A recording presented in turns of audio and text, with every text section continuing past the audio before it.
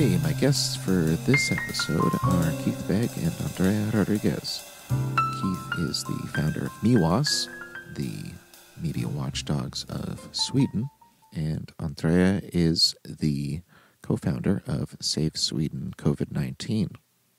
Keith is a native of Ireland and Andreia of Portugal, and both have lived in Sweden for numerous years, up until quite recently, with Keith holding dual citizenship. They have both left during the pandemic following their dissent from the national government's pandemic policies. Now, we go over the situation as a whole, as it's been over the past year or so in Sweden. And as they convey here, it is even worse than I had anticipated. At a point, Keith and I both make the comparison to Sweden to East Germany, which, of course, is very much an exaggeration. Sweden is not at that level. But after listening to Andreia and Keith, that is the general impression that I got. Much of what they have observed and had to endure was very much what J.S. Mill had warned about in On Liberty, the manner of suppression given forth from the mass. Now, perhaps we go a little hard on Sweden as a whole in this episode, but considering what they have gone through, I can appreciate their ire. Overall, I really, really thoroughly enjoyed this chat. Both also managed to meet their respective national stereotypes that I had in my head. Keith is infectiously polite, warm, and very chatty, and Andreia is very much to the point, sassy, and unrestrained in speaking her mind. Things in this episode went along so easily that I simply lost track of time. Keith had to jump off and bring it to a close because, well, I didn't consider that others may have, as my guests do, a life, whereas I apparently do not. So now I'll let you dive in. Cheers, guys. All right, so both you guys were in Sweden, and now you're not. So let's start with either one of you, and let's hear what has led you back to your countries of origin in Portugal and Ireland, respectively, and what drove you out of Sweden. So, who wants to start? You can go first, Kit, if you want. Fire away. Okay, I've lived in Sweden for almost 8 years, and I have Swedish citizenship as well as Irish citizenship. And throughout the year, as I'm sure similar to Andreia, we've received just numerous threats, abuse, hate speech. That has gone on the whole year. But what really made my decision final to move back to Ireland was the Sverige Radio, or state radio, that actually produced a program about our group called MIWAS, where they were using rhetoric that was similar to what was being used in, or what is being used in authoritarian states. So they tried to accuse our group, who were mainly advocating for change to the strategy, and were challenging and fact-checking what the Swedish authorities were saying about the strategy, which were not following scientific-based approaches. So after that radio program aired, various experts aligned to the Swedish Public Health Authority and the government's stance on COVID-19 had started to call us threats to democracy, terrorists. Throughout the year, I've received threats about, being asked to be deported back to Ireland. So what I felt was, I think the final straw was when I got a letter through my post box calling me traitorous and nauseating bitch, with other threats within that letter. But that wasn't the final straw.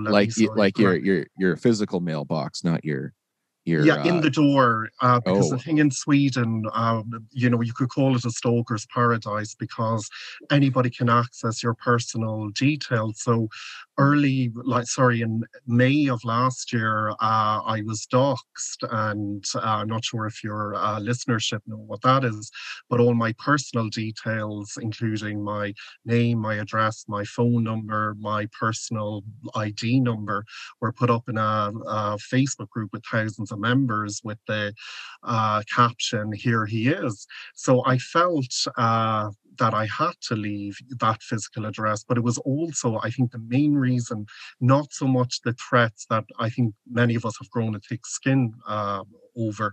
It's the rhetoric of the Swedish authorities, the state media, the government around critics of the strategy, where many critics groups, individual scientists have been vilified for criticizing the Swedish strategy and criticizing it with facts and scientific approaches.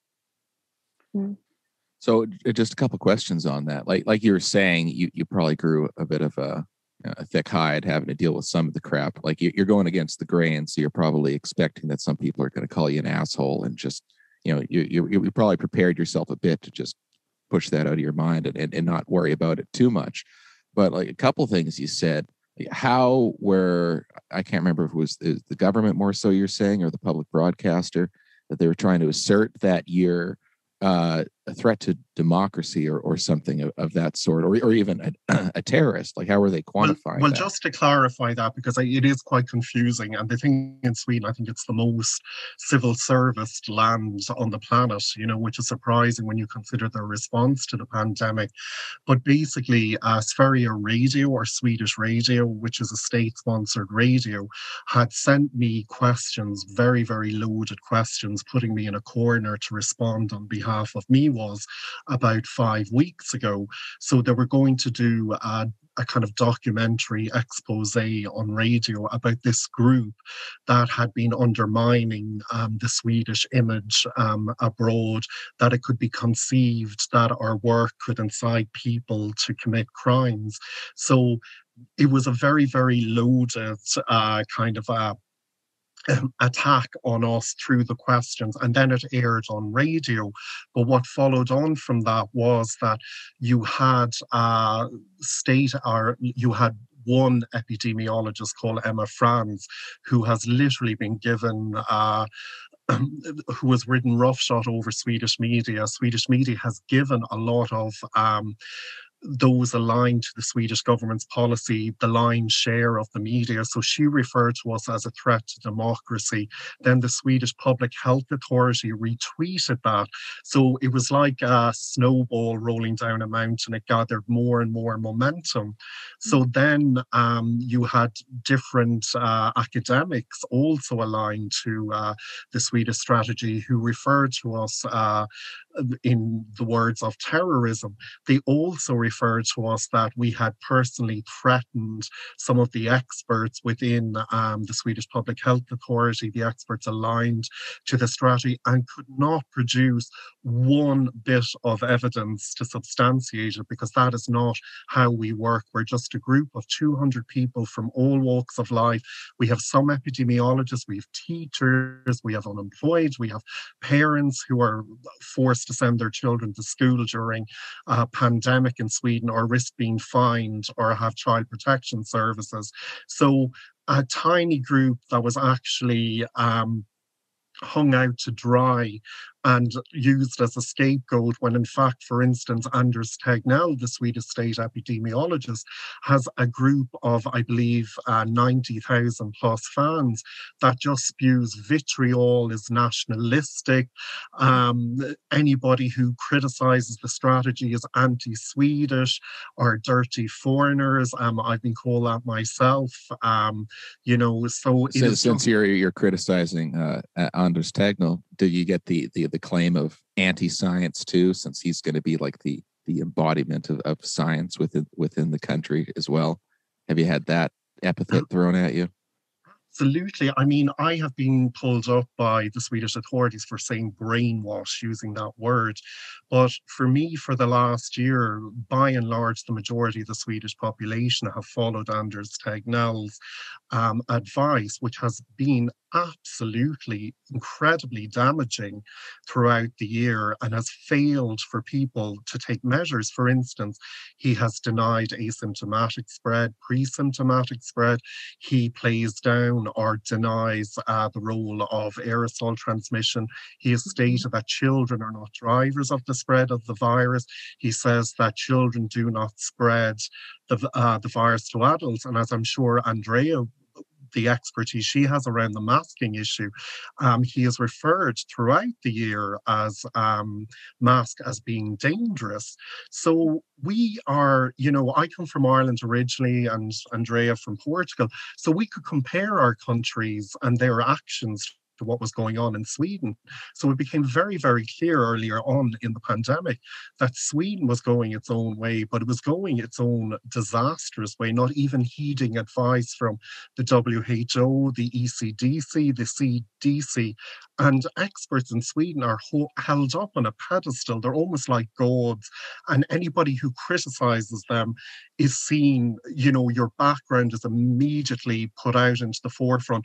Well, Keith, you're not an epidemiologist, so how can you criticize our epidemiologists? Where there seems to be a huge lack of common sense in the debate, where even I think hobby epidemiologists would disagree with Anders Tegnell that, with his assertions and assumptions that COVID-19 is not an airborne transmission disease. I don't think it takes an expert to work that one out. As if he's an epidemiologist, so he speaks for all of them. They're one uniform unit, Well, I wouldn't say that's true to the extent. I think Sweden has so many great epidemiologists, so many great experts. Oh no! What I was saying is just that they're trying to present it that way. That yes, he's one sorry, epidemiologist. Joshua. Yeah. Okay. Yeah, that's it.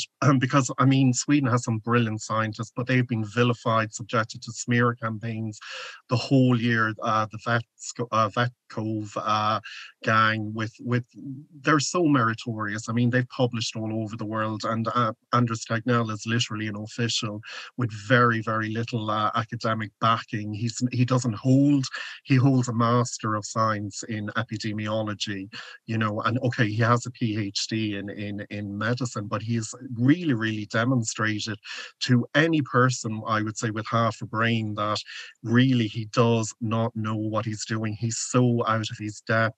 You only have to compare the Nordic neighbours to see how their epidemiologists and chief medical officers have succeeded, or relatively succeeded, compared to Sweden. It provides an absolute mirror image of the way Sweden might have been or could have progressed if they had gone in a similar way. But yet Anders Tegnell calls Finland and Norway outliers, that you cannot compare Sweden to Norway and Finland, even though they have very similar population densities.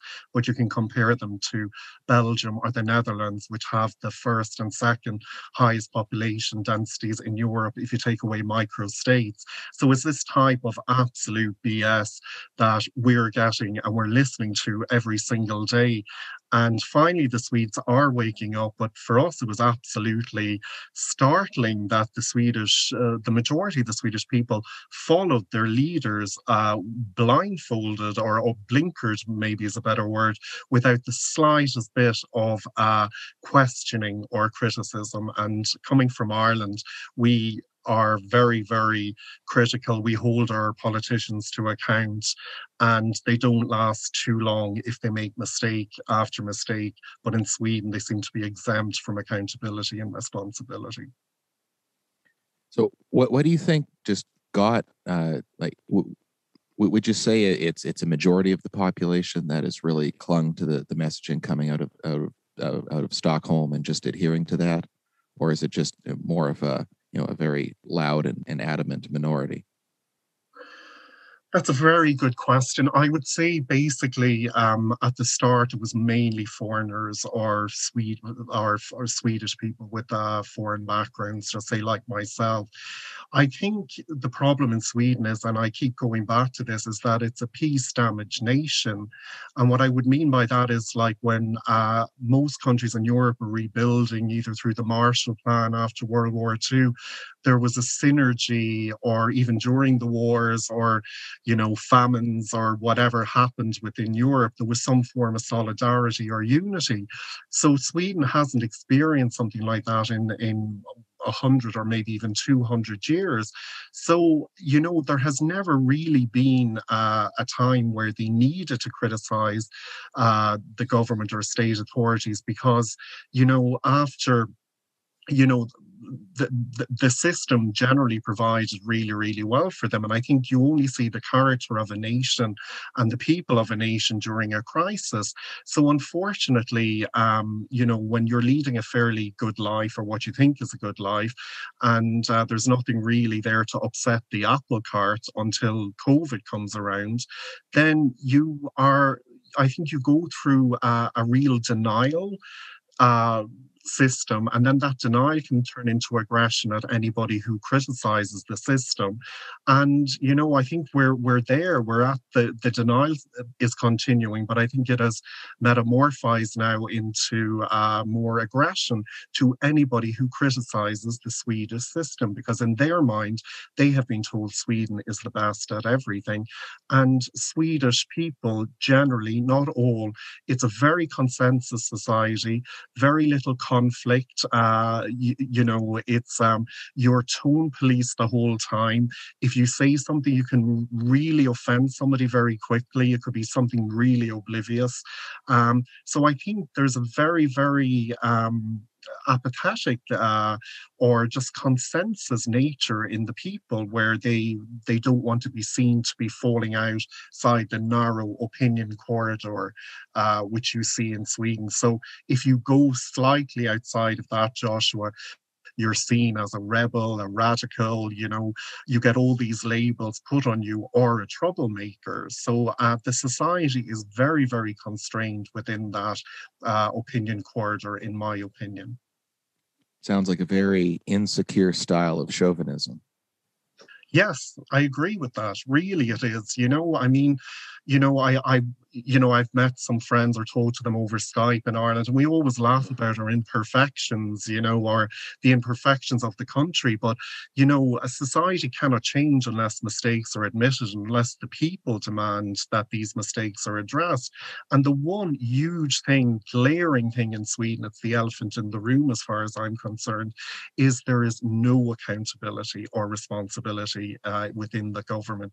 They can break every rule, they can make mistake after mistake, and they're either, they either retire on really big fat pensions, or just recycled into the civil service system. So that is a really great worry. I mean, it likes to promote itself as an equal society. I find it an incredibly elitist society, where there's such a huge distance between the government, the governance system, and the people. And I think the pandemic has really, really shown the huge divide between the ordinary citizens and the elite in power.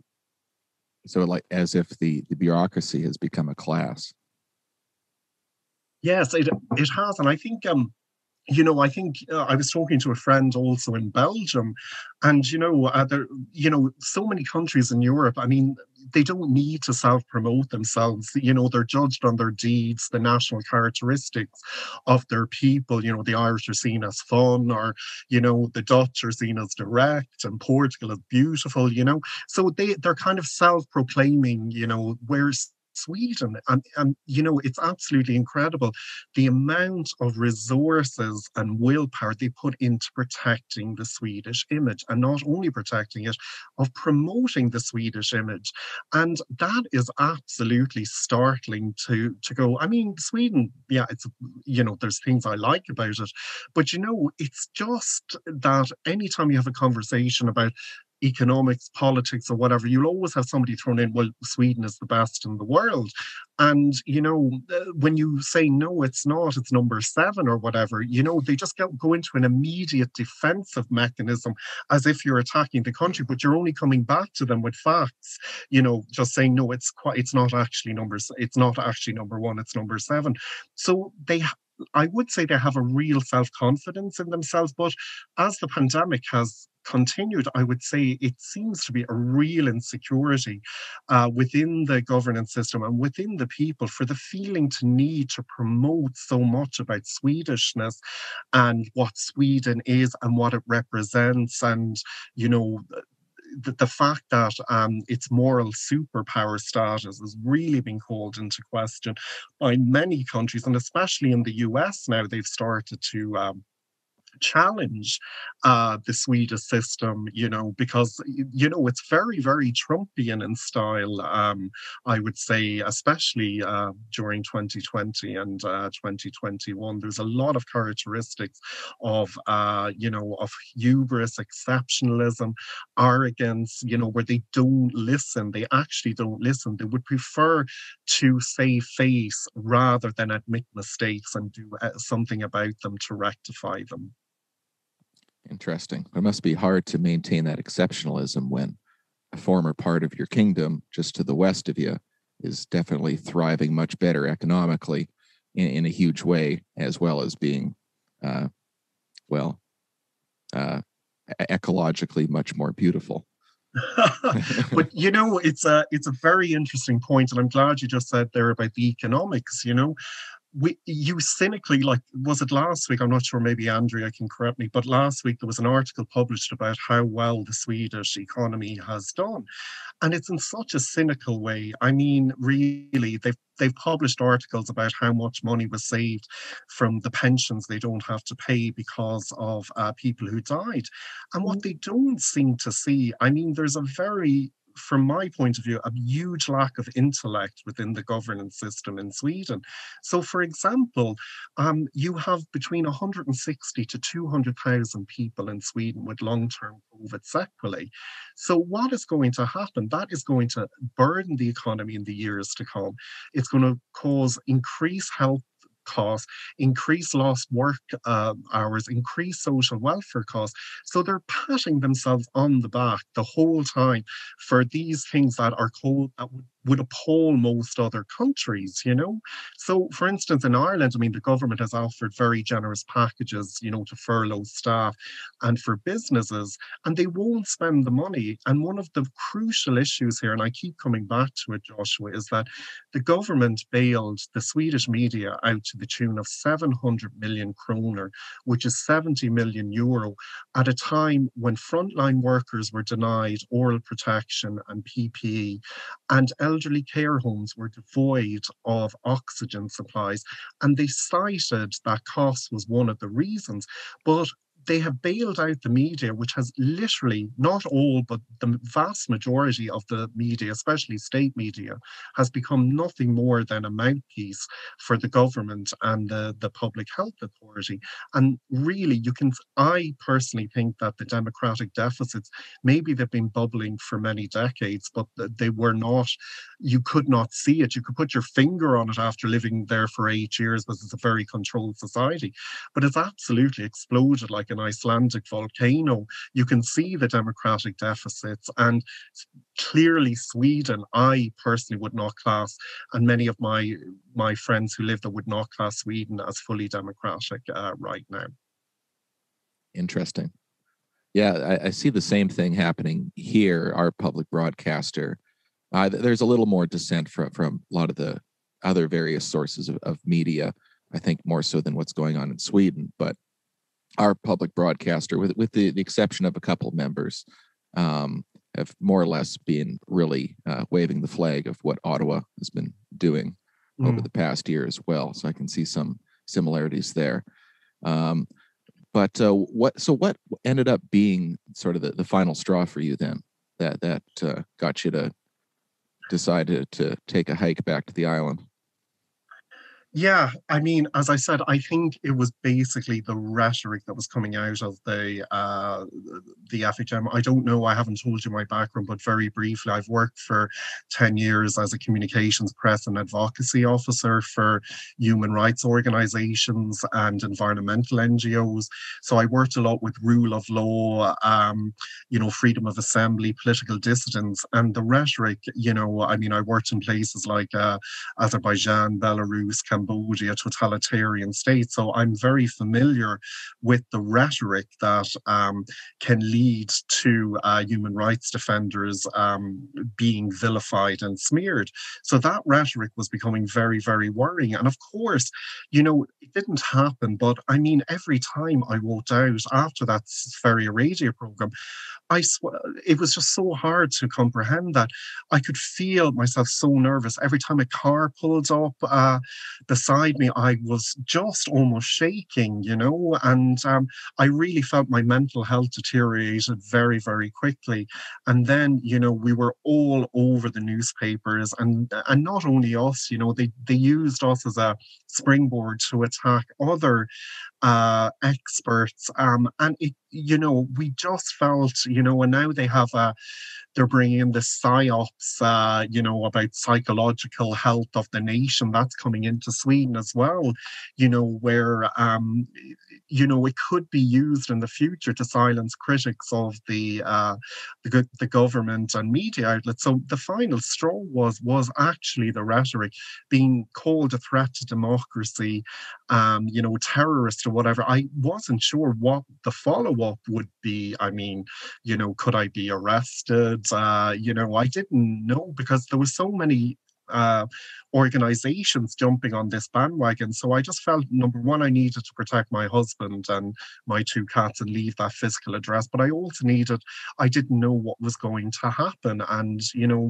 paranoid or not, I mean, these issues were building up in my head.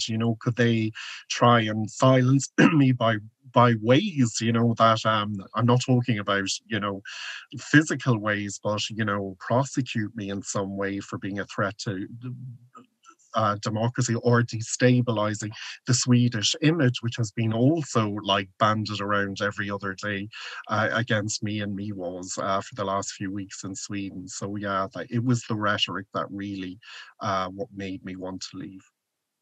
Do you think it was easier for them since you're Irish?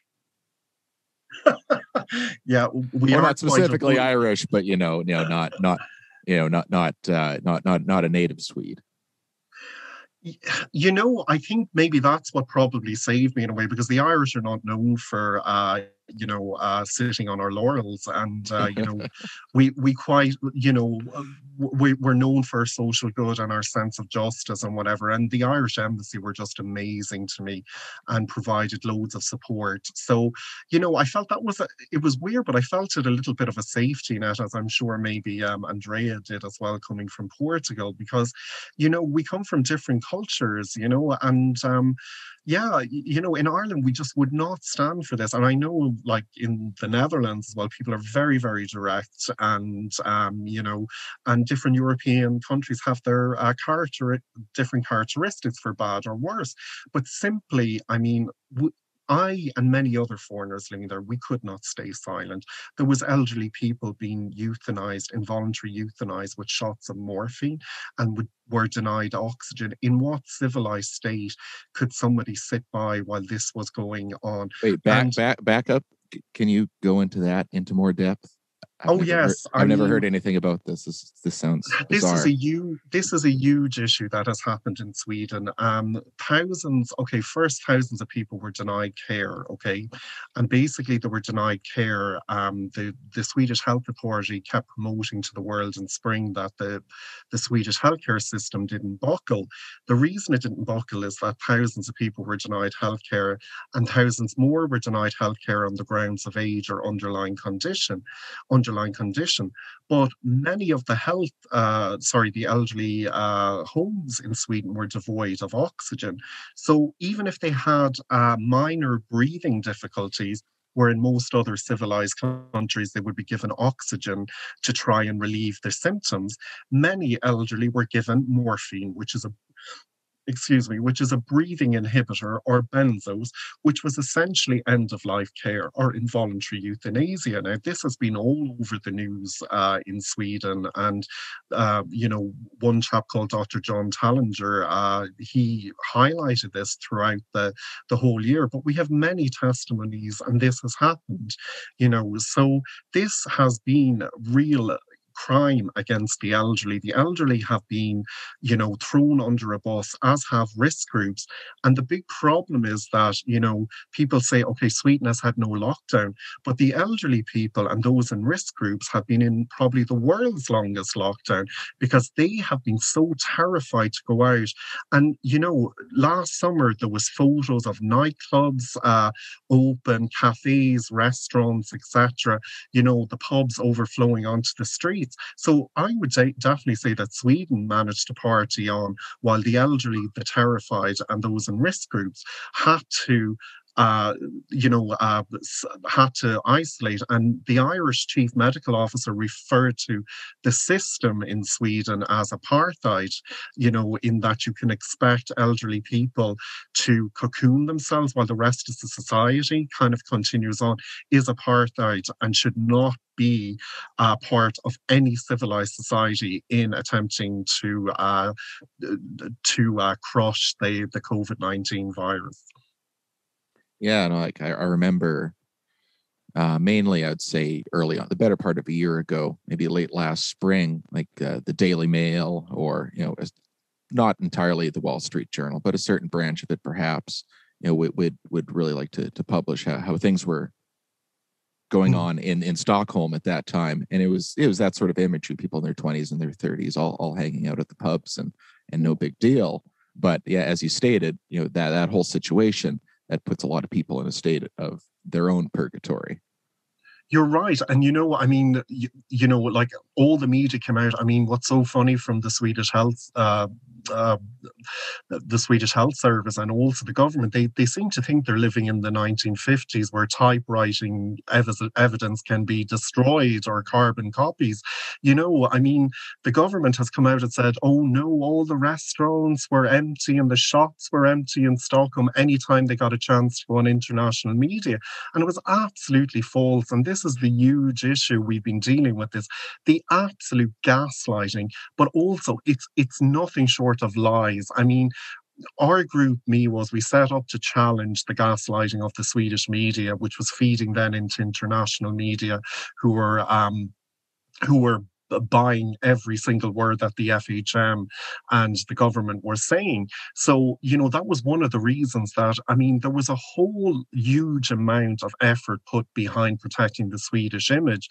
And in May, a report came out on one of the Swedish media outlets where Ann Lind, the Swedish Minister for Foreign Affairs, had instructed embassies, consulates to do everything in their power to, what she said, is wash the image of Sweden. So it has been a constructed and well thought out plan to basically gaslight as much as possible in relation to their perceived success of the Swedish strategy, when in fact it has been quite a disaster.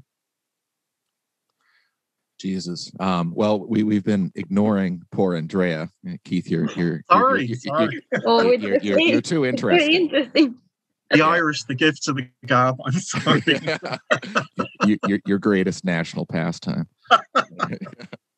But Andreia, let's go back with what happened with you. Let's say about a year ago, and what you were doing in Sweden, and how things really started to roll out with you. And then at what point did you decide that this is enough and time to head back to sunny old Portugal? Yeah. So the thing for me is that since the very beginning, I was shocked by all of this because of my own life circumstances. I would say I was in a very unique position because of my own job, which was in a preschool, and because of my fiancé's job at Arlanda Airport in Stockholm. So since the very beginning, I was having this clear picture that nothing is being done. He was helping passengers from from Spain, from France, from even Italy. He had passengers brag that it was lockdown back then when it started, just lockdown in northern Italy. And they were bragging that they made their way into Switzerland and could escape to Sweden from there. So I was thinking that there is no way in hell that this is not going to end up in catastrophe. They were not allowed to wear masks. People were not getting tested. So they were basically just landing and being welcomed right into Sweden.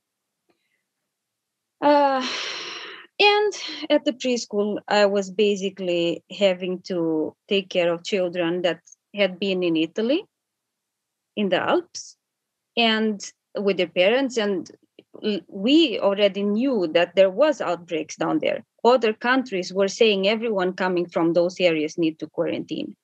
But we couldn't demand that. We just were forced to take the kids.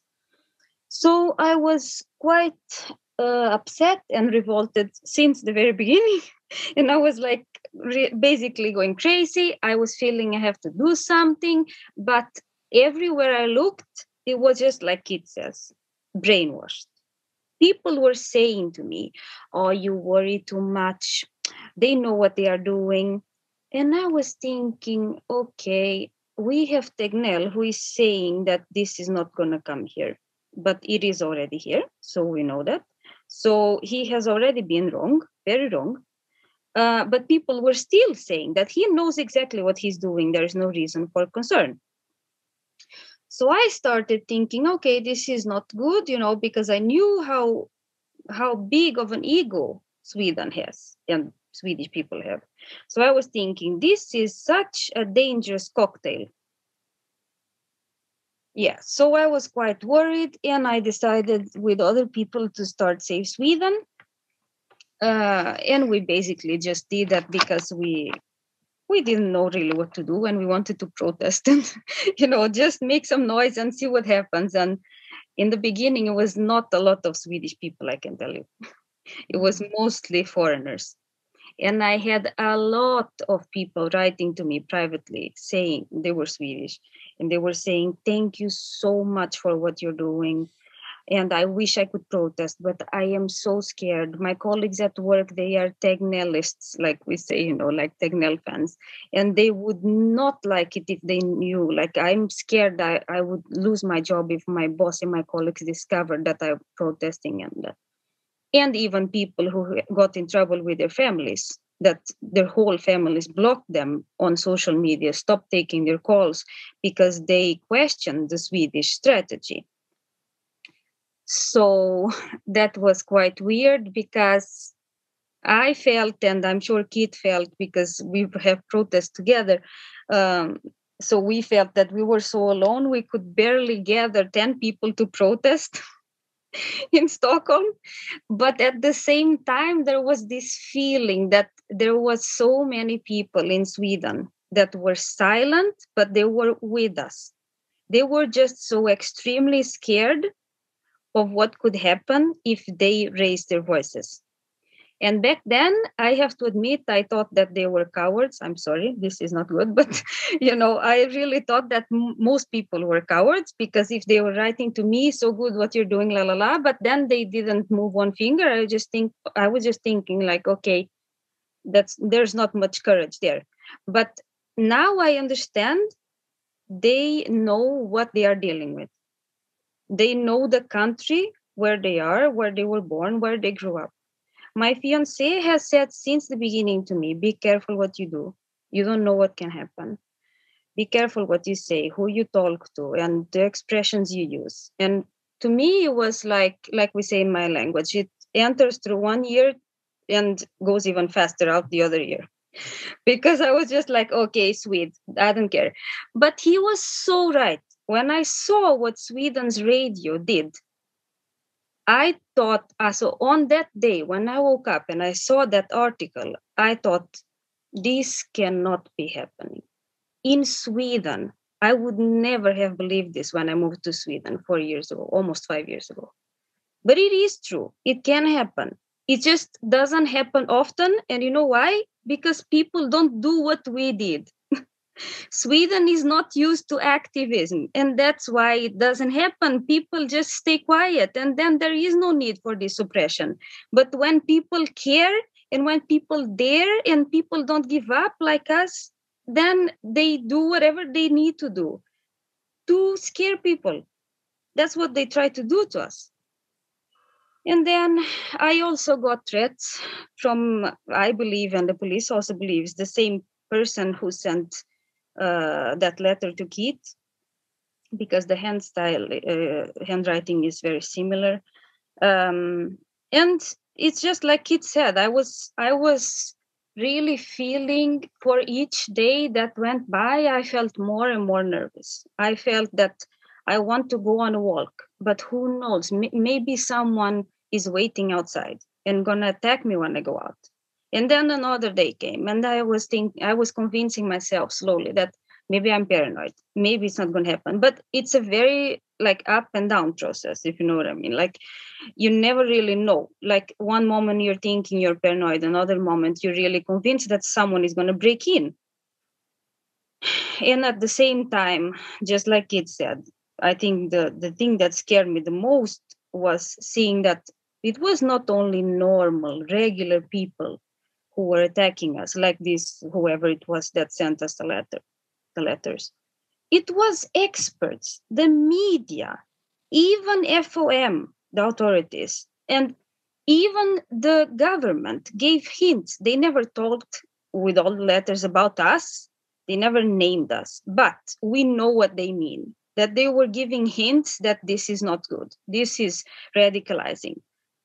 I mean, so in a way, they meant that what I saw many people writing, for example, that it starts with people criticizing the strategy, and it ends up like it ended up in the US with people storming in the Capitol. So that was what they were thinking about us, that we were radicals, even though they didn't know anything about what we did, because Sweden's radio published just in very broad terms about what we did. They didn't give any examples of illegal things that we might have done.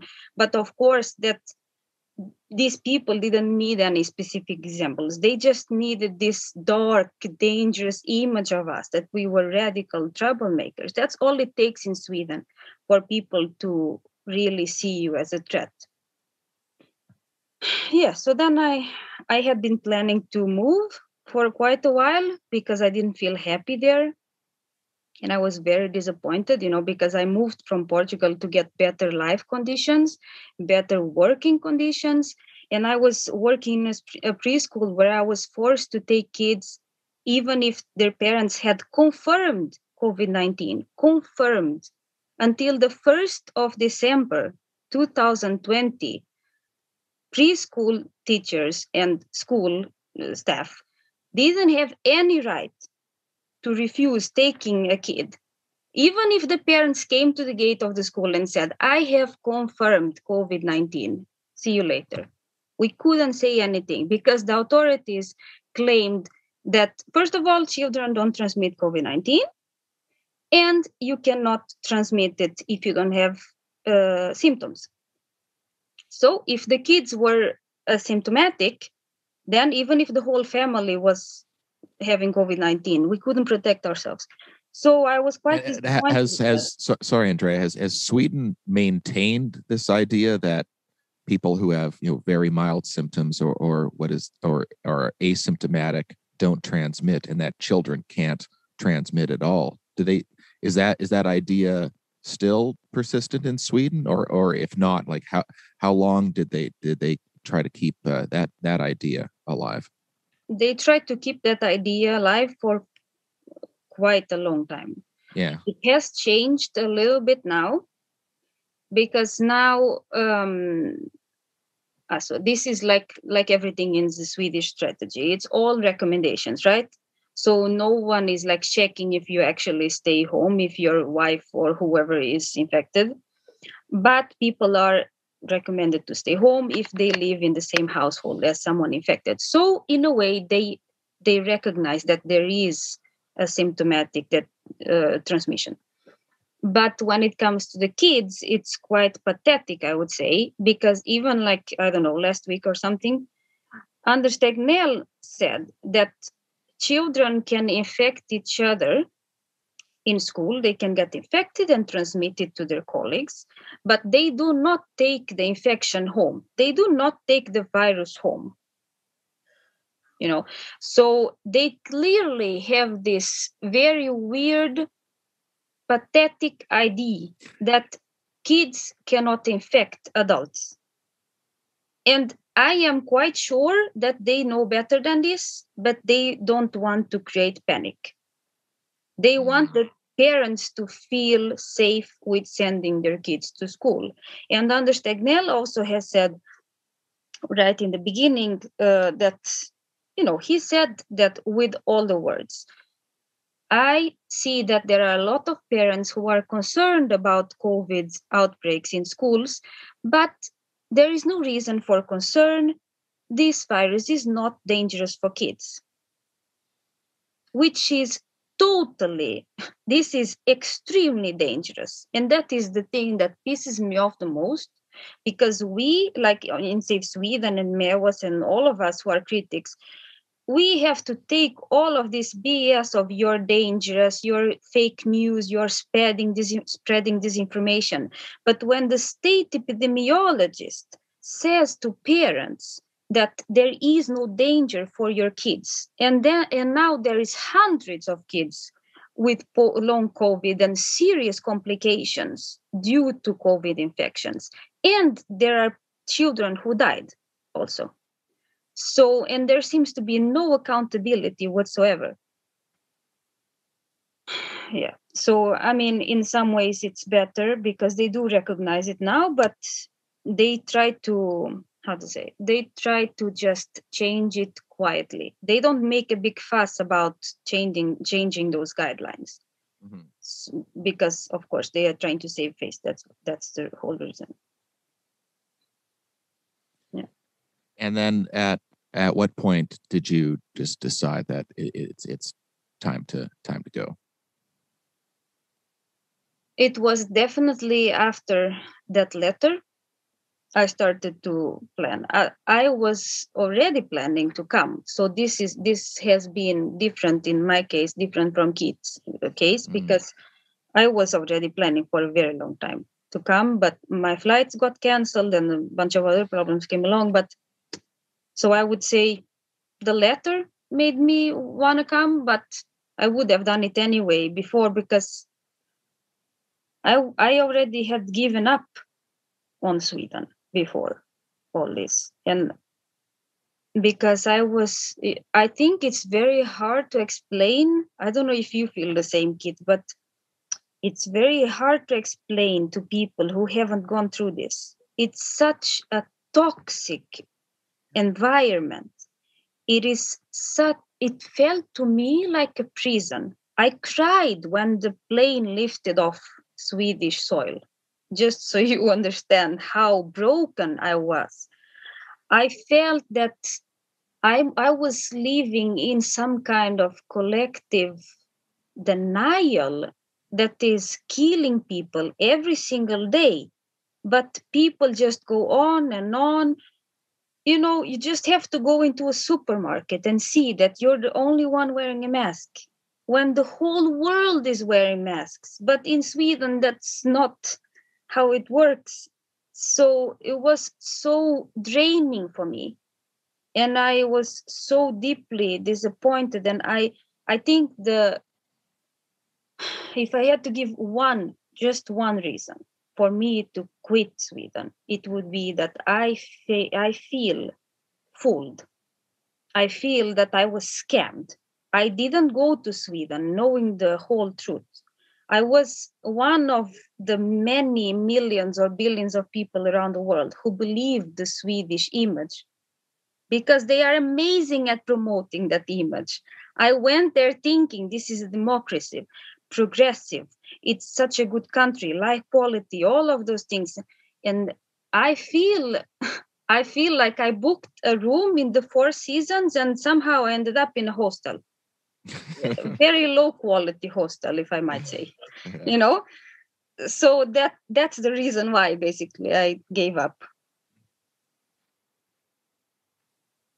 So there's a lot of interesting things you guys said that are in regard to more like this weird cultural state that's going on in Sweden. And like one thing I've observed about Scandinavia as a whole that people who haven't been there might not know is it feels like a very conservative society. It seems a lot more reminiscent of Japan than the rest of Europe to the south of it. And so is that the uncertainty of going outside of what is the status quo within the country, no matter what that might be, do you think that is something that is causing more and more people to just go along with what the government's doing, and then what the government does becomes the new status quo at that moment? Is there like something more culturally innate with Sweden that's causing this? And then you guys obviously having a problem that with whether it's Iberian feistiness or Irish intolerance of bullshit. I think that's so true. Well, I would say there's one big exception there, and I think Denmark is definitely the exception of the Nordic countries. I mean, it feels very Europeanized. I think they did a poll last year, and they felt closer to the EU than the Nordics. And I think the problem in Sweden is that you have to wonder. It's kind of like maybe England, when it comes to Scotland, Wales, and the Republic of Ireland, it was a kind of a powerful nation, and Sweden was the same. But I think the problem is that that in Sweden, people were used to the rhetoric. There was never really any need to challenge it. And I think over the last 10 years or 15 years, a huge group of very kind of educated people came from all over the world to Sweden, from Europe, from America, from the Anglo world, etc. So whereas before the history, I think, of immigration in Sweden, it was like people who came to, originally to work in the factories, etc., or whatever. So I think a new kind of, society has developed over the last 10 or 15 years, of quite a multicultural society, but where people come from other countries where they're not afraid to challenge their systems. So I think Sweden is not used to that. And basically, there is a Swedishness. I will give you an example, Joshua.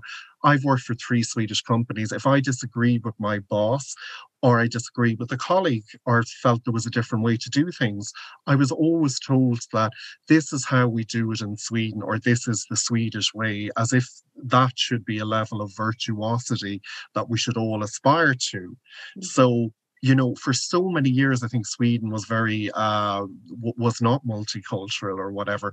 But now so many people have come in, moved in, challenging the system, etc. And I mean, it's just so it's so, how can I say it, bizarre to see how blatantly the Swedish government and the authorities lie to the people. I mean, they have tried to blame immigrants for spreading the virus in Sweden, okay, without producing one socio-economic, political, substantiated report to justify this.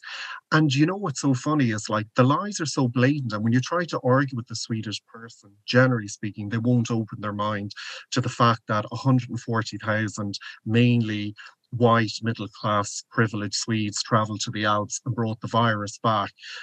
And also that Anders Tegnell didn't see it fit to test, trace, or isolate them. So what happens in Sweden, I think more so than other Nordic countries, is the sense of revisionism. If they fail, they will rewrite a new narrative. So throughout the whole of the pandemic, right up until July, August, herd immunity was the number one issue. It was like they were spending millions and millions of kroner on antibody tests when you couldn't get a PCR test. But when it had failed miserably, just say around September, when all the new cases started rising, Anders Tegnell went out to international media and said that, herd immunity would be immoral. So we have videos, we have evidence of him and the proof. So what I'm saying, I think the difference in Sweden, I would say, to the other Nordic countries is that, yes, of course, there's a more conformist, maybe culture than most other parts of Europe or the rest of the world.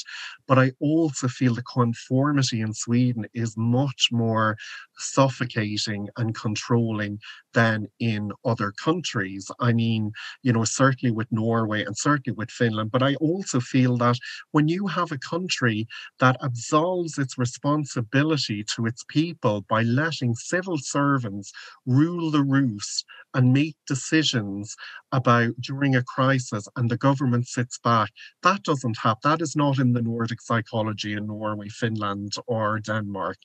This is the big difference in Sweden, that the authorities, and I think I read there's hundreds of them, whereas in Norway I read there's less than 15 or something. So the government in Sweden creates this consensus culture by creating multi-layers of authorities so that the Swedish government literally can sit back and not take any responsibility or accountability when their organizations make huge mistakes and catastrophic mistakes as they've made during COVID-19. Interesting. Yeah, because like like I mentioned before, like I feel culturally like Norway and Sweden are quite conservative, but what you're outlining isn't very conservative at all. You're not the least bit conservative if you've just jettisoned your care for your society as a whole like that. And it seems that as you've outlined, like there's some sort of new like bureaucratic center that is really taken over everything, and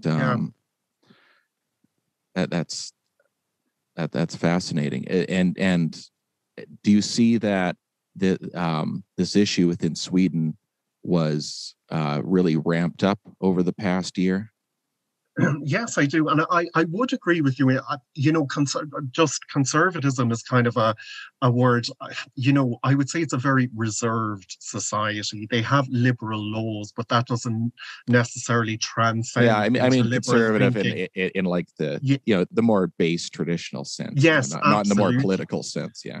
Yeah, absolutely. No, I do kind of concur with that. But I definitely think that Sweden is overloaded with incompetent they're called Myndigheter, I think, is that right, Andreia, my Swedish, civil service, where they have a civil service for everything. But, I mean, Sweden recently has a very, very questionable history in disaster management. I mean, you look at the tsunami repatriation, program, the Asian one, the Estonia disaster, the 2008 forest fires in Sweden, where every single one of the authorities failed to properly handle, especially the 2018 forest fires, where they had to get help from Poland and Germany and other Nordic countries. So I think it really goes to the fact is that, there are many chiefs, but not enough Indians. I'm not sure if I'm allowed to say that, but, I think you don't have to be politically correct I just think definitely in Sweden, that there is no, and the problem is with the overloaded civil service system, very few people take accountability or responsibility. It's just incredible. You watch the press conferences, and if a question gets too hard, they'll pass it over to a colleague, and then they will come back and say, oh, well, we're collating data. That is their standard gaslighting.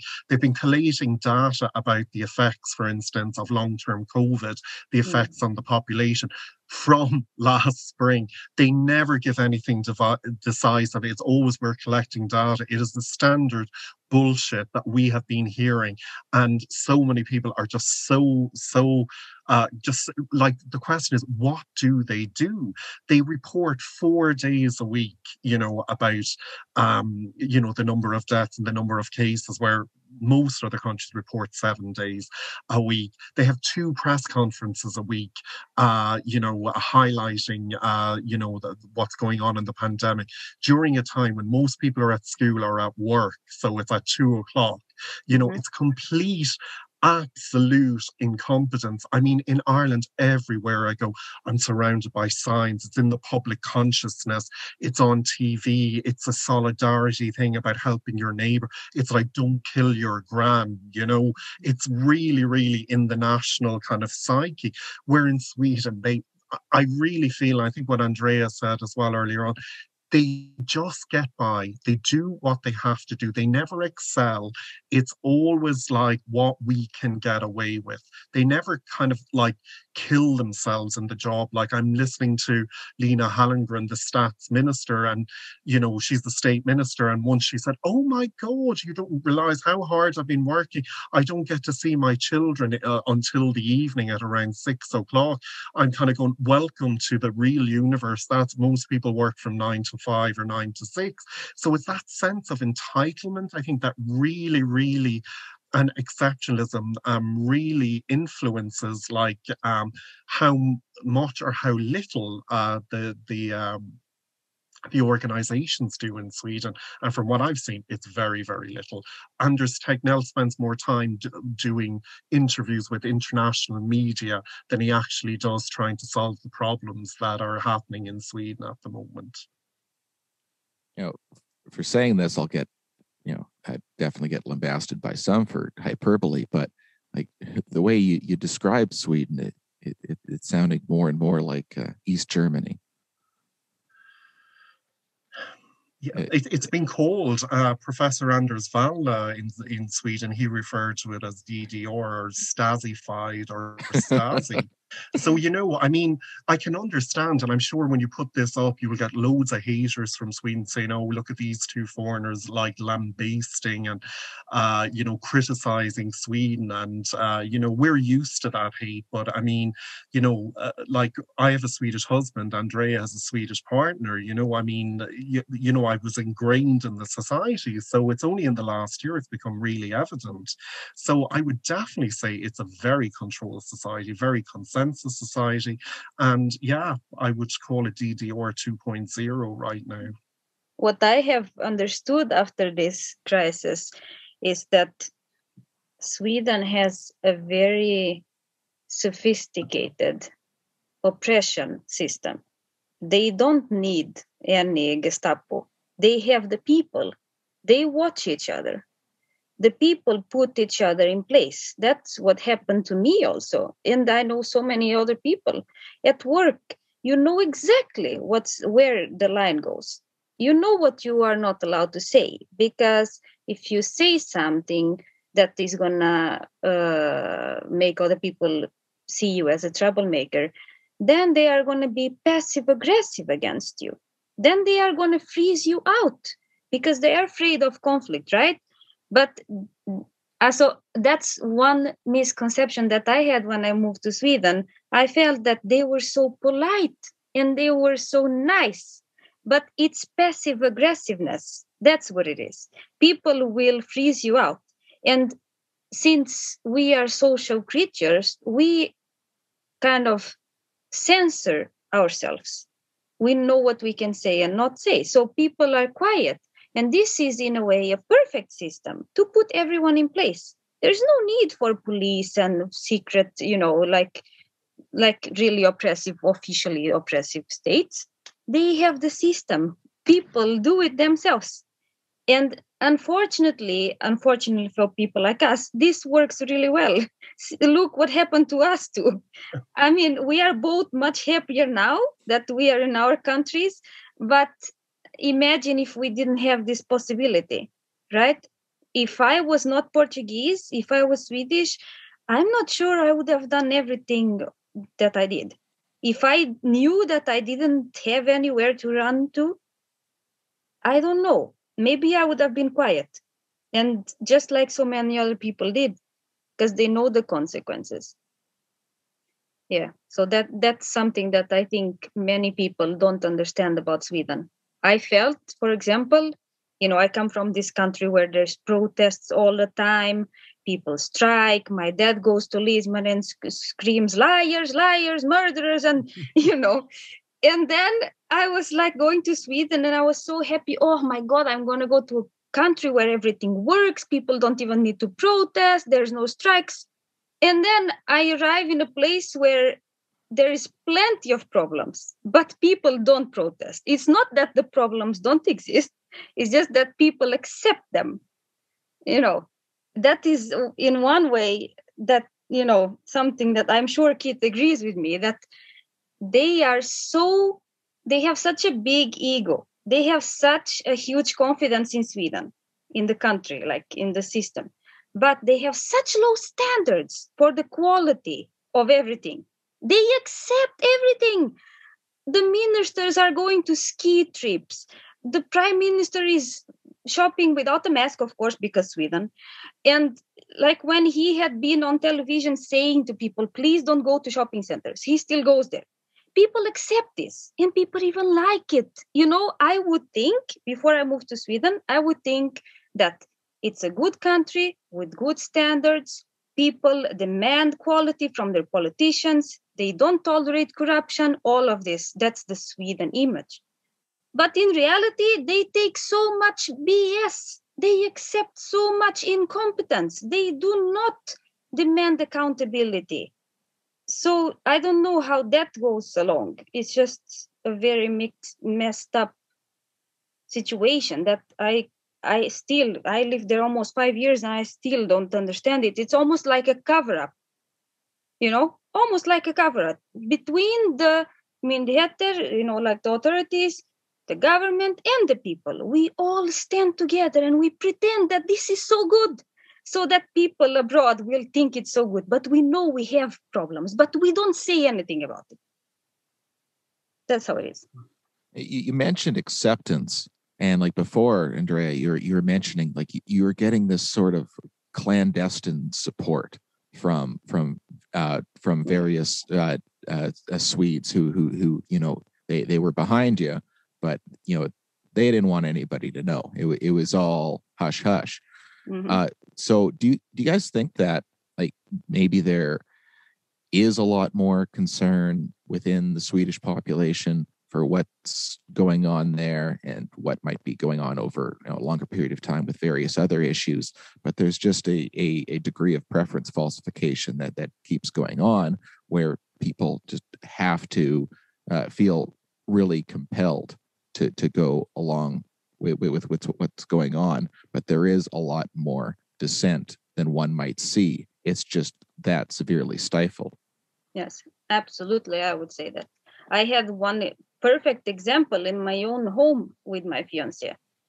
I laughed so much one time when I was explaining to him what was going on one day, and he got so pissed off and he said, make a post on Facebook, I will like it. And I laughed so much that I cried. It was his own revolt. I will like that post. I don't care if the others see that I liked it. So you see how people are so extremely scared, even of liking some post on Facebook, And you can see also that now, after all these waves, after all these deaths, that people who are critical of the strategy, they pop up like mushrooms now, much more than before. In the beginning, we were alone. It was really, like you said, only the clandestine, that just wrote to us in secret and then disappeared. But now they start to come up because now it's more accepted. Now the media is slowly coming up with a bit more criticism. Abroad, there's also criticism. So people feel a little bit more safety in criticizing. But still, many don't dare, still to this day. But I basically think that it's completely true. There has been a lot of people who have been seeing the problems, identifying the problems with all this, but they have just been quiet. And also people couldn't bother, you know what I mean? Like they have their own problems and they just like, whatever. One thing that I'm sure that people also said to Kit many times and to all of us and to me, that people in Sweden are so small compared to the huge system that works perfectly. So people were saying all the time, look, you are just a small person. You work in a preschool. What do you think you can achieve? Mm-hmm. So people are thinking like that about themselves. They are thinking, what am I capable of doing? I better just watch my soap opera. I better just, do my own things and don't bother. And what will be, will be. I cannot have any power related to this. So I think it was a very bad and unfortunate mix of fear and also passivity, I think. And you guys mentioned that for both of you, your better halves are originally from there. How's this been for them? The relocations and everything. Complicated. Yeah, I agree. Like I desperately miss my husband and my two cats because I mean I really feel like I had no choice but to leave. And Oh, they didn't go with no, you to no, they Ireland. they Oh they shit. didn't come back with me. So I mean, and I know it sounds like the typical, I'll return when Sweden becomes a democracy and all that. But it's very, very hard. I mean, it is my home. My husband, my cats are there. My life was there. So I really don't know when I can return. I mean, the way things are right now, I would not feel safe returning back to Ireland. So, but thank God for Zoom and all this that I can stay in contact. But it's been very, very difficult to make that decision to leave alone. So, yeah, maybe And for Andrea me, has. it's the same. I'm also alone here. I mean, I'm with my family now, but it was basically just I have been telling him for a year, basically now, that I've been telling him I'm not satisfied here. I don't feel safe or happy here. I have this life philosophy that I don't, that's how we say in my own language also, don't take too much time, don't spend too much time where you are not happy. So I was feeling every single day when I woke up, this is another day that I'm going to waste in a place where I'm not happy. And I told him, I am going to move from here. And he has been processing this message and this decision. But it's hard because he's Swedish and he's passive and he's always he was always saying, okay, we'll deal with it when it comes. And then it came one day. I just said, okay, I booked my ticket. And then he cried and cried and cried. But I'm like, okay, it's hard. It's hard for me. It's hard for him. But I had to be totally honest with him that there I'm even more strict than Keith, I guess, because I have told him there is no way in hell I'm coming back. There is no way in hell. People could offer me 100,000 kroner per month. I would not want to go there. Only if I'm starving, living on the streets, and my only possibility to get food and a roof over my head, I go back to Sweden. But if it doesn't come to that point, I will not go back. So I had to basically come to the point of telling him with all the words that if you want to be with me, you have to move from there because I will not go there. It's hard, but I think I have some kind of PTSD after all this, to be honest. Yeah, I would say the same. And I think Andrea made a really good point. I mean, the funny thing is I've lived in several countries and, I couldn't put my finger on it, but I just realized I felt I was existing in Sweden. I wasn't living. That was the one big thing. And even though I've come back to Ireland now and we're in level 5 restrictions, you can still get a takeaway coffee. I feel so much freer here, of course, based on what happened in Sweden, but also just the mentality and people saying hello to on the street and, just, there's just so much care around the COVID-19 and neighbors standing in the garden, just talking to an old neighbor or just, it seems like a big village. That's how I mean. And like a very community orientated. I'm not sure if you've been to Ireland, Joshua, but, but I feel I'm living really again, my brain, I had to make the decision within a couple of days to leave after Sverige Radar. I mean, I was close to a breakdown. I definitely feel I've got some PTSD. I need to get a diagnosis or that, but it has been a real trauma. And as Andrea said earlier on, I feel sorry. There's so many Swedish people who cannot leave because of financial work or other such commitments, and they're really, really at the end of the rope at the moment. They just feel that their country that they grew up in is not the country that they can see themselves living in now, and you hear that a lot more now than I did a year ago. It's brutal. Mm. Yeah. And like you mentioned, Keith, like you've spent time where, just say in Baku and Minsk and the like and it seems like all your troubles, all your biggest troubles in life have come out of Sweden. It's the irony. It's crazy. Yeah, I work for an organization, where we were writing to, like the Council of Europe to suspend Azerbaijan from the Council of Europe because of human rights violations. I've been to Baku, where I've met one of an amazing, I won't say her name here just for protection reasons, but she's incredible. I've been to Minsk and Cambodia. I worked with women land right activists. And so I've been writing about this from Swedish NGOs, and ironically, this is what's so sad for me, is that so many NGOs in Sweden have just remained silent. So many of civil society has remained silent. So I never thought in a million years, and I don't know, we were accused of by Sverige Radio of writing letters to the European members of Parliament calling on countries not to open their borders to Sweden, which for us is a very logical thing because the statistics they were giving were not correct. They were not testing a huge amount of people. But yet we were vilified for that when letter writing is the oldest form of activism or advocacy in the world.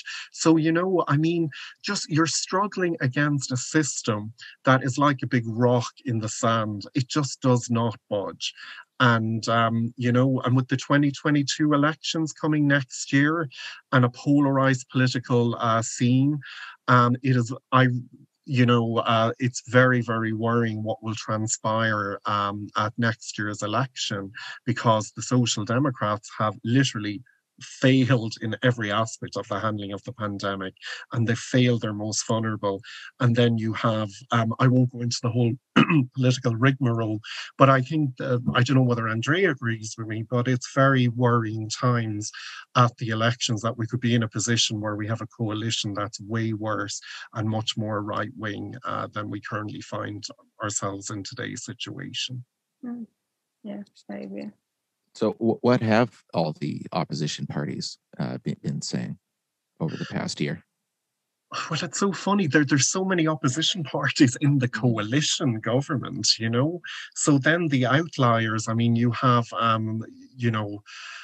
you've two parties, and one of them is really extreme right, and I think has the third, if I'm not mistaken, most following in the Swedish, polls. They're called the Sverige Democrats.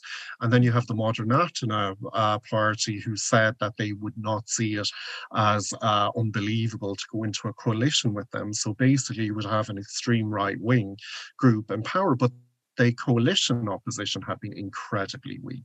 They focused on ridiculous issues. It's been just point scoring. It's not about the strategy itself. It hasn't been a holistic criticism of the strategy. It's been more scoring points against Stefan Löfven, the Prime Minister, who has literally lived, as far as I'm concerned, under a rock throughout this pandemic and has done little or nothing, to take charge of this pandemic. So I think the opposition, generally speaking, has been very, very weak in its response. It's coming out more and more loudly, but of course, we're heading into an election year next year. So of course, it's very hard to decipher whether it's genuine or whether it's just putting their own agendas forward for their campaigns at the 2022 election. So it still remains to be seen. And yeah, that seems like a pretty widespread problem, because that's been the same thing in Canada. Like I haven't heard, like, even if it's not a message that I am the most favorable to, I haven't heard much from any opposition party. And that's not just in Ottawa, it's in the provinces as well, except for the four small provinces that have done quite well. But the six big provinces that, it's a mixed bag. There's no actual messaging, regardless of partisanship, from the different opposition parties as to, a real definitive alternative, no matter what that might be. It's all just dunking on the government, and that's in the provinces, and that's in Ottawa. No real concern, it would seem, just this striving to achieve some, or to acquire some more political capital. And you'd think that the more sound acquisition of political capital would be trying to put out a message that's going to be favorable to the electorate. Absolutely. And I think you've hit the nail on the head. And the real problem we have in Sweden is that I personally don't see any leader capable of bringing Sweden into a new generation of politics. The politics has become so polarized in Sweden, and it's the same leaders being recycled into different ministerial positions. Many of them do not have any kind of acumen for the ministerial positions that they're in. Of course, that can be in many countries as well. But I really, I had a discussion with another friend in Sweden. I was kind of going, there'll always be one party that you might go back to, to vote in the general election. But right now, there isn't one party. I used to always be a left voter, in Sweden, but absolutely there's no party I could vote for in Sweden. And it's quite ironic that the Swedish pandemic response is held up as a vision by the left in Sweden and the left-wing Swedish people, where outside of Sweden it's hailed by the right, the extreme right, the anti-vaxxers, the doomsday preppers, the extreme right wing. So, I think in Sweden, like if you're a left or if you're left, you could be very confused because, for my calling out of the Swedish strategy, I've been referred to as a Nazi. It's just absolutely just heinous and incredibly confusing, because if that's the left in Sweden, I think in Ireland it would be called the extreme right, So I think people are generally confused about the political landscape in Sweden today, It's very confusing. I remember even one representative of the left party in Sweden, he tweeted about the news of children who died of COVID, but she meant that those children had underlying conditions. So she was saying that it was fear-mongering, that, they are trying to pretend that those kids didn't have underlying conditions. And when I saw that, I was just like, oh my God, okay, how can this be from the left party? And she was like having that, that kind of mentality towards people, towards children even. This would be unthinkable in my country, and I'm sure many other countries. I feel so weird with this whole roller coaster that I've been through, because I've always been left. My family has been left, I don't know, for as long as I remember, as long as I know. And in Sweden, I was actually considering, if there was only two parties, the left and the extreme right, who would I vote for? Still today, I couldn't make up my mind. If I was forced to vote between those two, and so I have to say I am anti-extreme right. I would never dream to vote for them. But if I had to choose between the Swedish left and the Swedish extreme right, I don't know. I don't know, really. Because the left in Sweden is really messed up. So I've never seen anything like that. Yeah, the ideology, there's very little difference, it would seem, in the ideology, and that's what has reared during the pandemic. That it's a very worrying, I think, ideology. I mean, I think many Swedish people might feel helpless because certainly, Stefan Löfven's the current Prime Minister of Sweden, he has gone down to 26%, a recent poll, and he's still delusional, and he's still going to the newspaper saying that I want to rule Sweden in 2022. And then he's attacking the opposition, saying that if any other party wins, it could be a threat to democracy. Do you know what I'm saying? Not realizing that himself and the bailouts to media and how the media has been controlled and how the Myndigheter or the authorities have been allowed to rule Sweden with an iron fist has been the biggest threat to democracy we have seen in Northern Europe for quite a long time, And he even has his foreign affairs minister wanting to talk to Facebook and Twitter after all this, yes, what Sveriges Radio did against us. She didn't mention us, so to be just and fair to her, she didn't mention us, but everyone knows what she means, because this came like a week after everything happened. It was like on the news that she was wanting to have a conversation with the tech giants because social media is being used for radicalization. And we are like, okay, Yeah. And she has just gaslighted the whole way throughout the pandemic. There's a brilliant, I don't know, for your listenership, to listen to Deutsche Welle, the DW German media, and it's in English, and it's with Sarah Kelly, and she interviews Anne Lynn, the Minister of Foreign Affairs, and to see her defensiveness and her lack of knowledge, etc., around the pandemic, it's actually quite startling to see.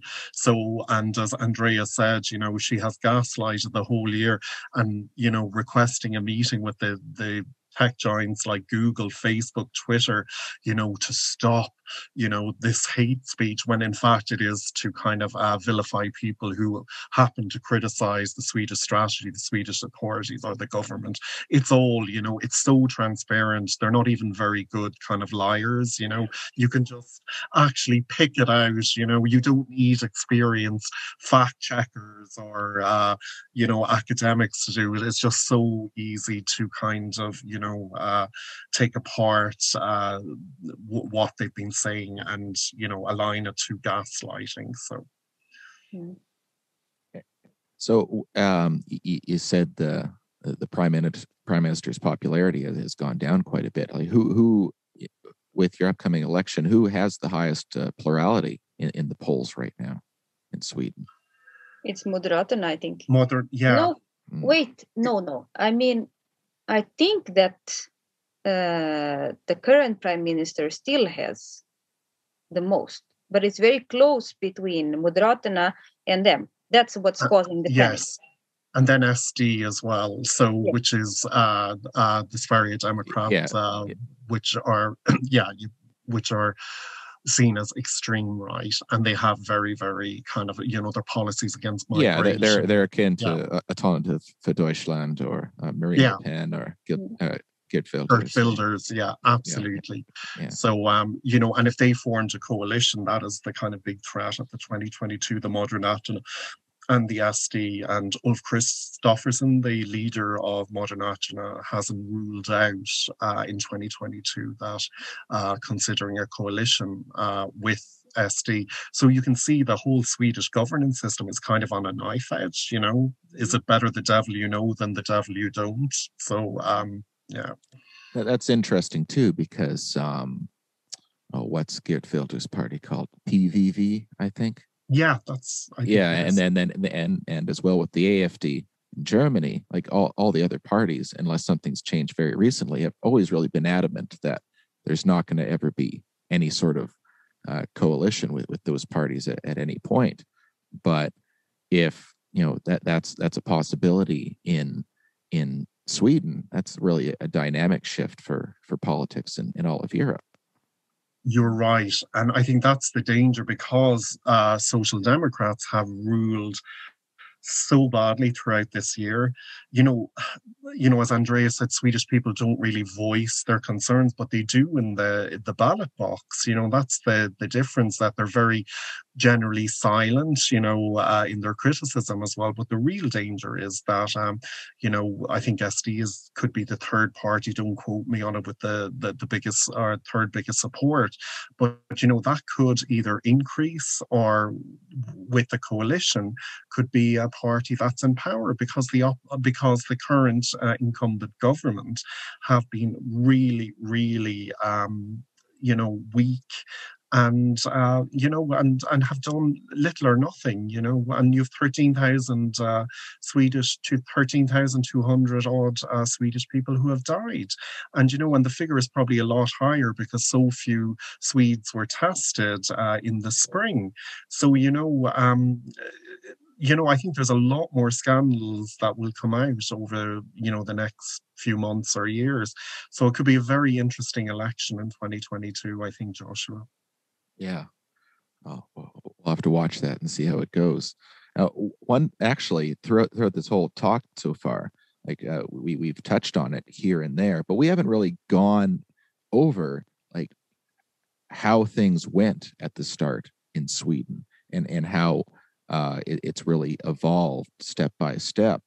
I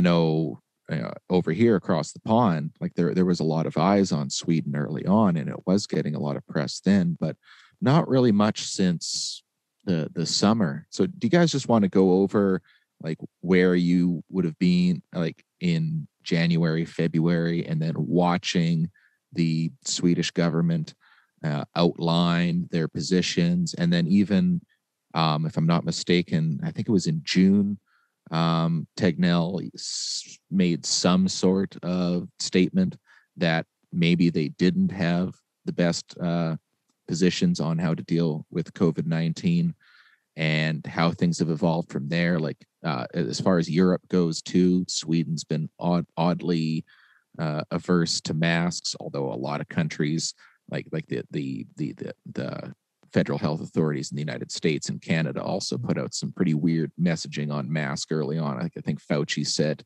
like masks don't do anything; it might stop a droplet. And like the Dr. Tam, the equivalent to Tegnell in Canada, she said something along the lines of masks cause more harm than good because people are just going to be touching their faces all the time, and really inferring that we're all just too goddamn stupid to use a mask.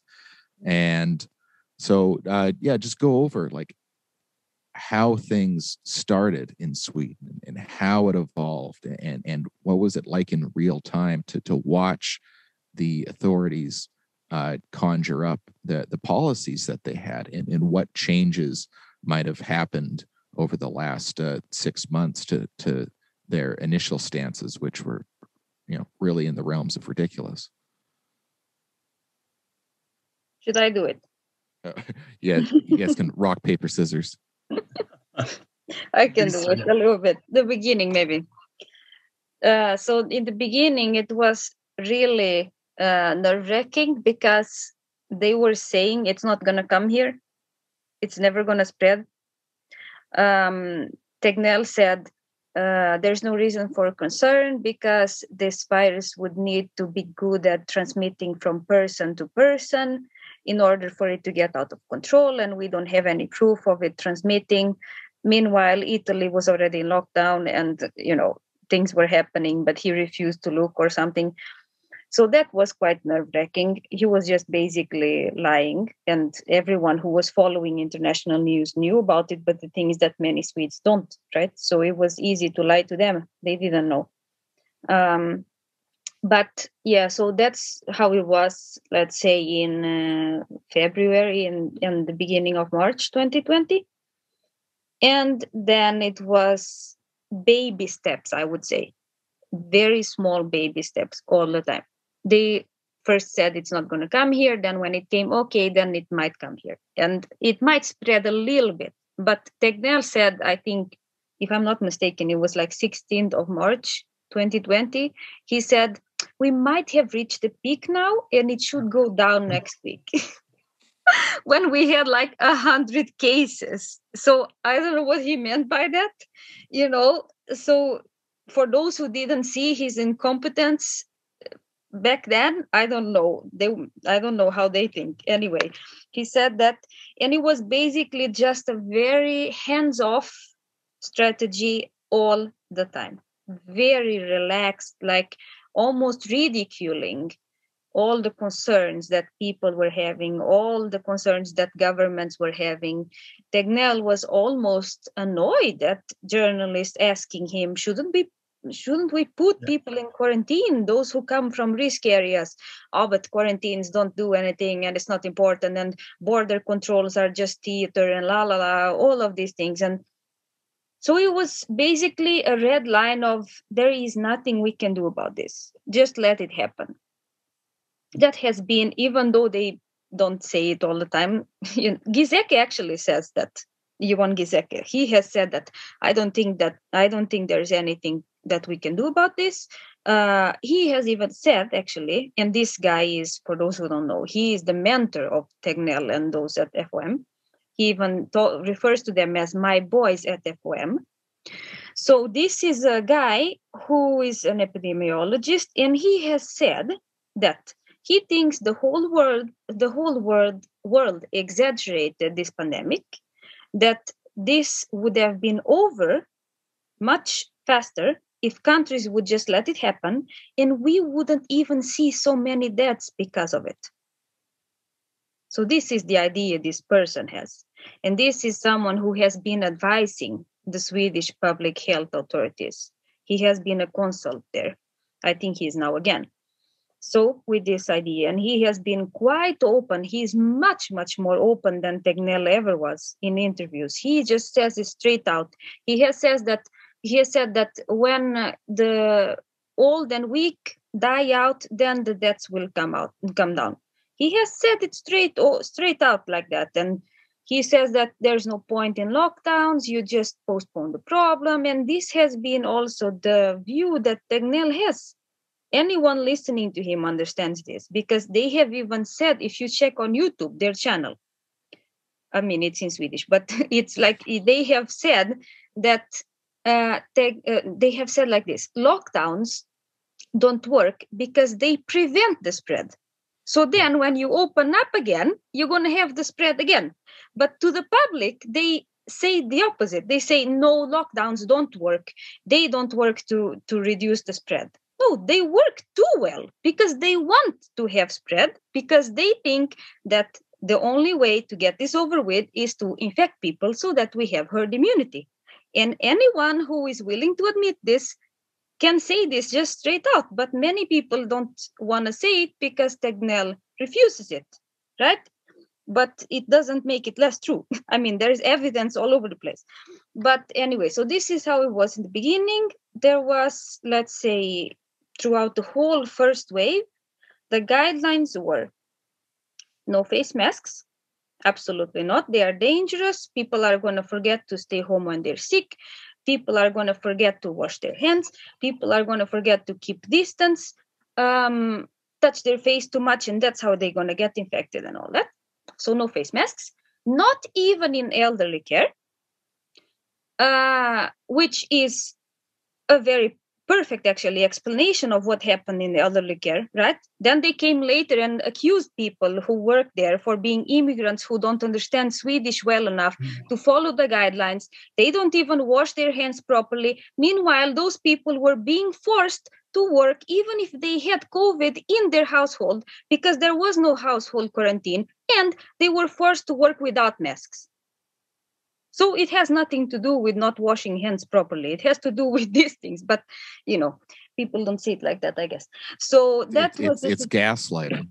Yeah, yes. That's exactly what it is. That is exactly what it is. And it's very sad for me to see, because Sweden is seen abroad as this, country with such high moral ethics. And they are basically throwing these people under the bus, not only the elderly who died for this, but also the poor immigrants who go to Sweden to seek a better life. They work for half the salaries of the Swedish people. And even they have to take the blame for the infection coming into their workplaces when they didn't even have PPE. But so that's very dirty and sad, but I guess that's going to be investigated in the future, I hope. So that was one of the guidelines, no household quarantine. And also the testing was a disaster. There was no testing during the first wave. unless you needed hospitalization. But that is actually something that I have heard quite a bit about, because I was convinced that people were tested always when they were hospitalized. But I have heard of people who have relatives who died in hospitals because they were put in rooms with people who were infected without anyone knowing about it, and then they got infected and died. So obviously not everyone who was hospitalized was tested, but possibly people who went there with suspicions of being infected with symptoms of COVID-19. But basically, even when my fiance got infected, we are quite sure he had it in March. He had all the symptoms. There was no possibility of testing at all.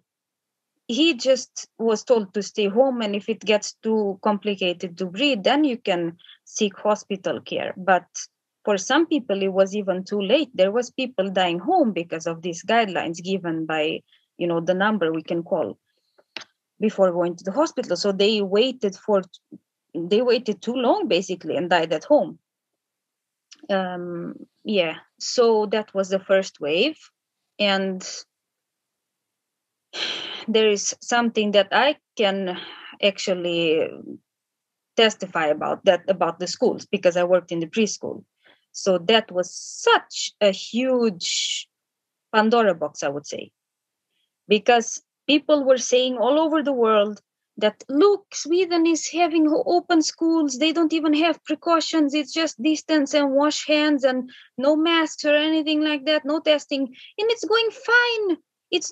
They're not having any outbreaks, when this couldn't be further from the truth. The thing is that there was no testing. So, of course, you're not going to find any outbreaks.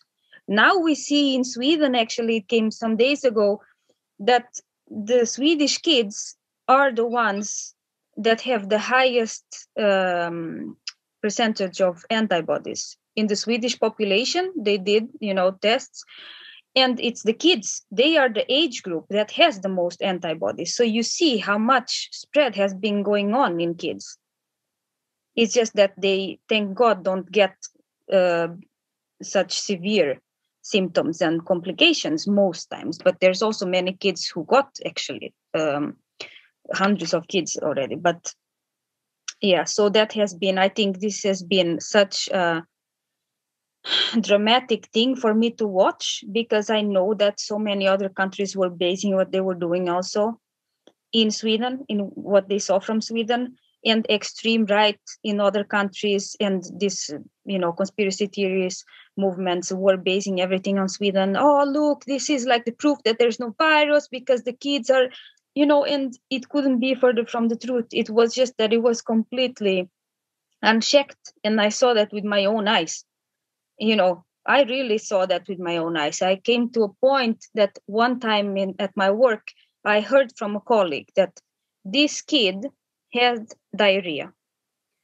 We have to send the kid home. So if we suspect that it's stomach flu, we have to send his sibling home, because those are the guidelines in Sweden. But if we suspect it's COVID, we cannot send the sibling home. So this was the mentality, and the guidelines were put in such a way that COVID was the least dangerous thing compared to other viruses. You know what I mean? Mm-hmm. That was totally crazy. There was no protection whatsoever of other kids, and us, for that matter. It was basically just let it happen. What happens, happens. Yeah, that was the first wave, the worst one, I would say. Yeah, and I think what I would like to focus is just very quickly on the incompetent. Touched on all the points there, but Sweden had the lowest, or one of the lowest, testing in the OECD throughout the first wave. And when things were getting so bad, as what Anders Tegnell and the Swedish Public Health Authority have done many times, is to pause or hold data. And then during the summer, the FHM and Anders Tegnell, they basically had to retract two reports. One report was on incorrect figures for herd immunity predictions. So the whole, what I would say is, throughout the whole pandemic from the beginning, the first wave, second, third wave, it has been absolute incompetence and information that has not matched up to international science. So when Andreia picked up, I mean, especially at the end of the second wave and the start of the third wave, you have now 96,000 children who have been infected with COVID-19, and 11 of them have died. And in Stockholm, you have 323 children alone who have long-term COVID sequelae. But what did the FHM do again at the end of, when the infection was out of control in Swedish schools? It halted and stopped data collection around infections in schools. So this has been a tool, I feel, of deflection to just close down criticism within Sweden is by pausing and halting the data around COVID-19. And, the FHM released a report that was used by policymakers around the world about how keeping schools closed in Finland and keeping them open in Sweden had led to little or no difference. But this was absolutely shambolic, the report failed to mention that there was dozens of children in Sweden, I think 50 at the time maybe, who had suffered from long-term or from MISC, where in Finland there was 0, and there was 14 children who had been admitted to ICU. I think the report came out in July, where in Finland it was just 1. So, I wrote to the FHM demanding an explanation and having this report withdrawn, because it was absolutely misleading and it wasn't peer-reviewed. And I got a response from the FHM, from an epidemiologist, telling me, oh, I don't know why you're upset. This is just a quick situation report, nothing more. But yet the FHM, the government, has been using this to cite the success of Sweden keeping its schools open, and I think one of the big questions that will have to be asked going forward is how much have Swedish experts influenced the debate in different countries around herd immunity, around keeping schools open, because there's a big debate going around Anders Tegnell's influence on Boris Johnson in the UK. Johan Giesecke came to my country, Ireland, to try and convince an Irish parliamentary commission about adopting herd immunity, and then he got torn apart by an Irish journalist on a radio programme where he literally uncovered that Johan Giesecke, who's the former Swedish state epidemiologist, had absolutely no science behind his brain farts, I will call them, or assumptions. So Giesecke, Tegnell, they've gone to Austria. I think Giesecke went to Portugal as well to try. And and the worrying thing about Johan Giesecke, is he is a senior advisor to the WHO and has been allowed, has been peddling this advice to many countries about herd immunity and letting the virus spread while working as a senior advisor at the WHO. And that goes against every ethos of what Michael Ryan and Tedros state about herd immunity.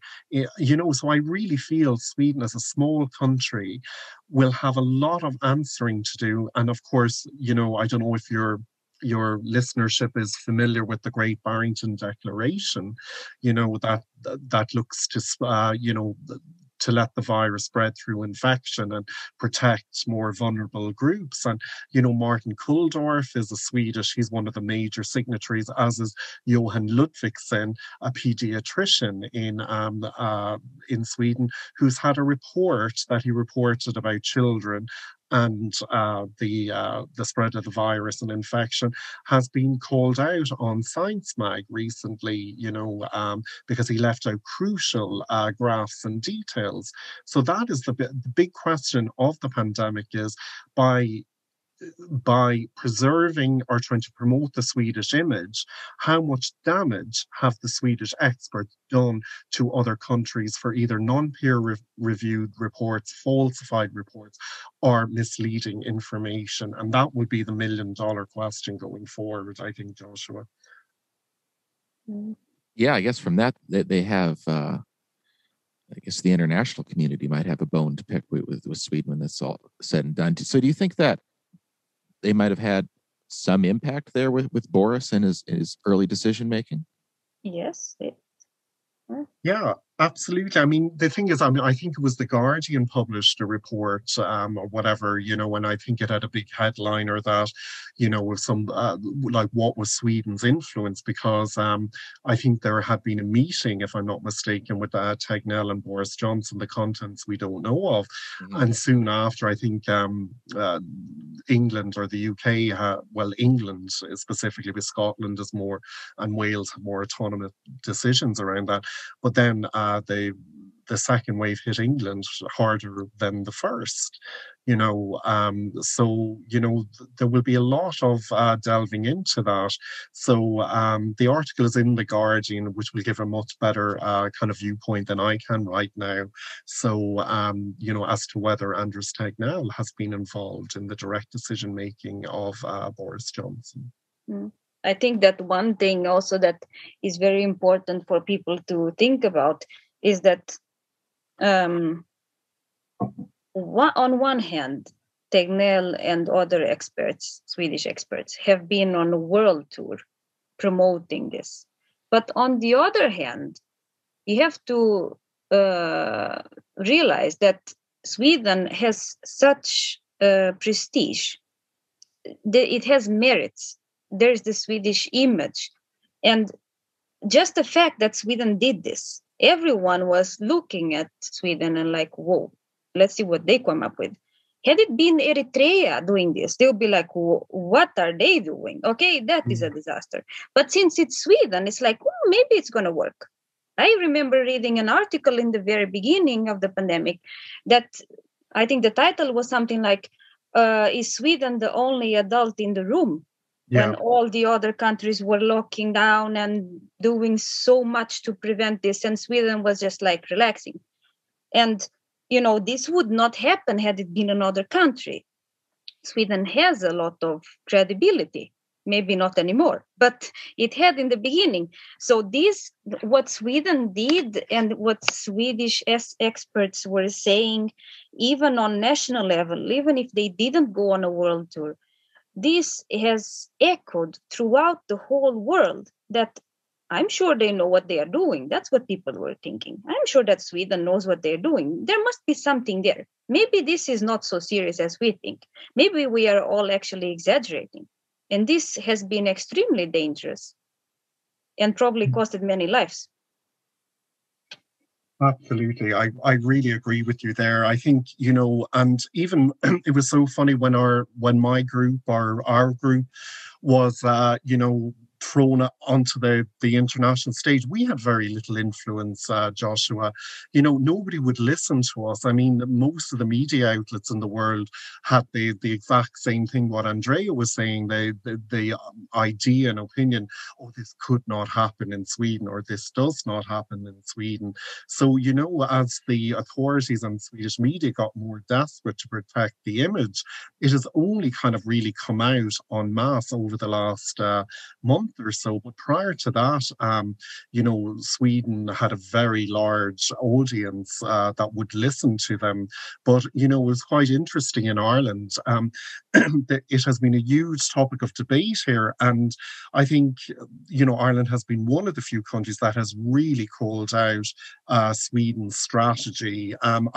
A lot more are following, but it was just listening. You could just see it was an emperor with no clothes, that there was very little science, or it relied on pseudoscience and assumptions for a very, very dangerous angle on handling the pandemic, which, I feel has influence, or might be proven in the future to have influenced policymakers in certain countries, you know. So, yeah, the advice is dangerous and negligent. And I think really there'll have to be some form of truth, justice, and reconciliation commission set up to investigate this angle.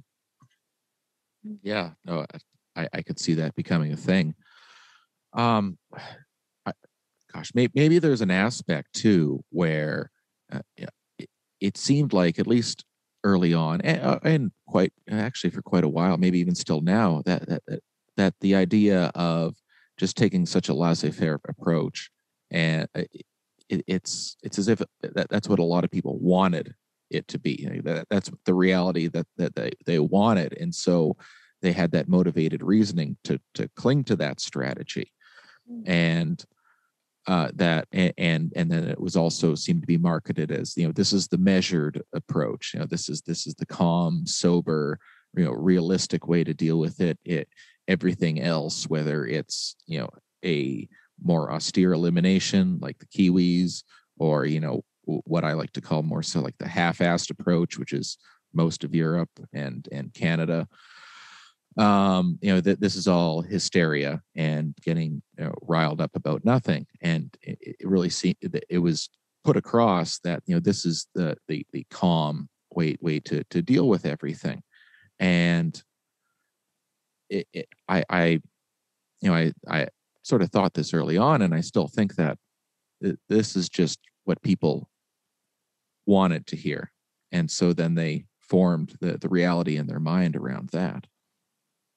I have felt that in Sweden all along, that in many times when I was about to go crazy at home and discussing all this with my fiance, why is this like this? Why are people putting up with this? And at the end of the day, he always came with the same conclusion. And he said, please remember that the Swedish culture is really different.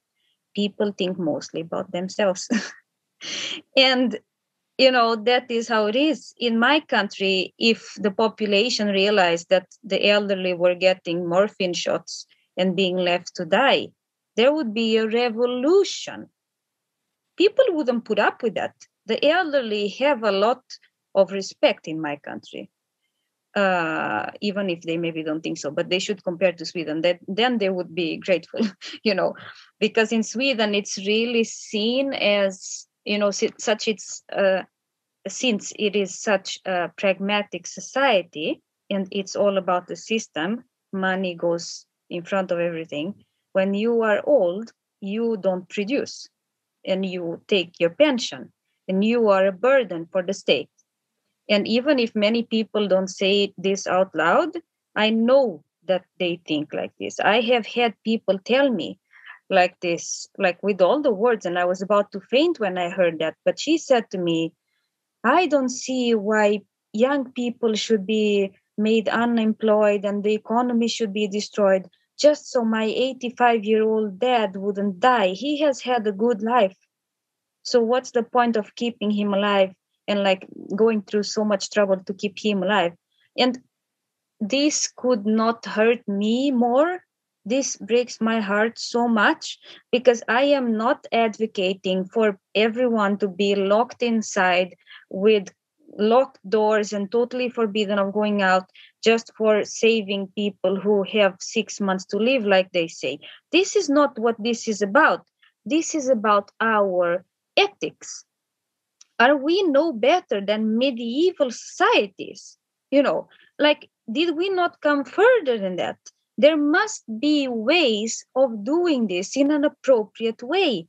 You know what I mean? Like, there has been no proper test, trace, isolate in Sweden, for example. Masks are still a taboo. All of these things. So Masks are still a taboo? Masks Oh, are yes, still yes. a huge Really? taboo. Yes. Yes. I couldn't imagine that. This Still. is such a Yeah. huge problem. Huge problem. Just, I don't know, most people probably don't know about this, but in Sweden, there is a weird soup right now. The government is hiding under a rock, just like it said. And then there is the authorities. They have been anti-mask since the beginning. Sometimes they mention it just a tiny bit and then run away from that idea again. They never emphasize it. They never make it obvious that, okay, we were wrong. Please wear masks. Never. That will never happen, I'm sure.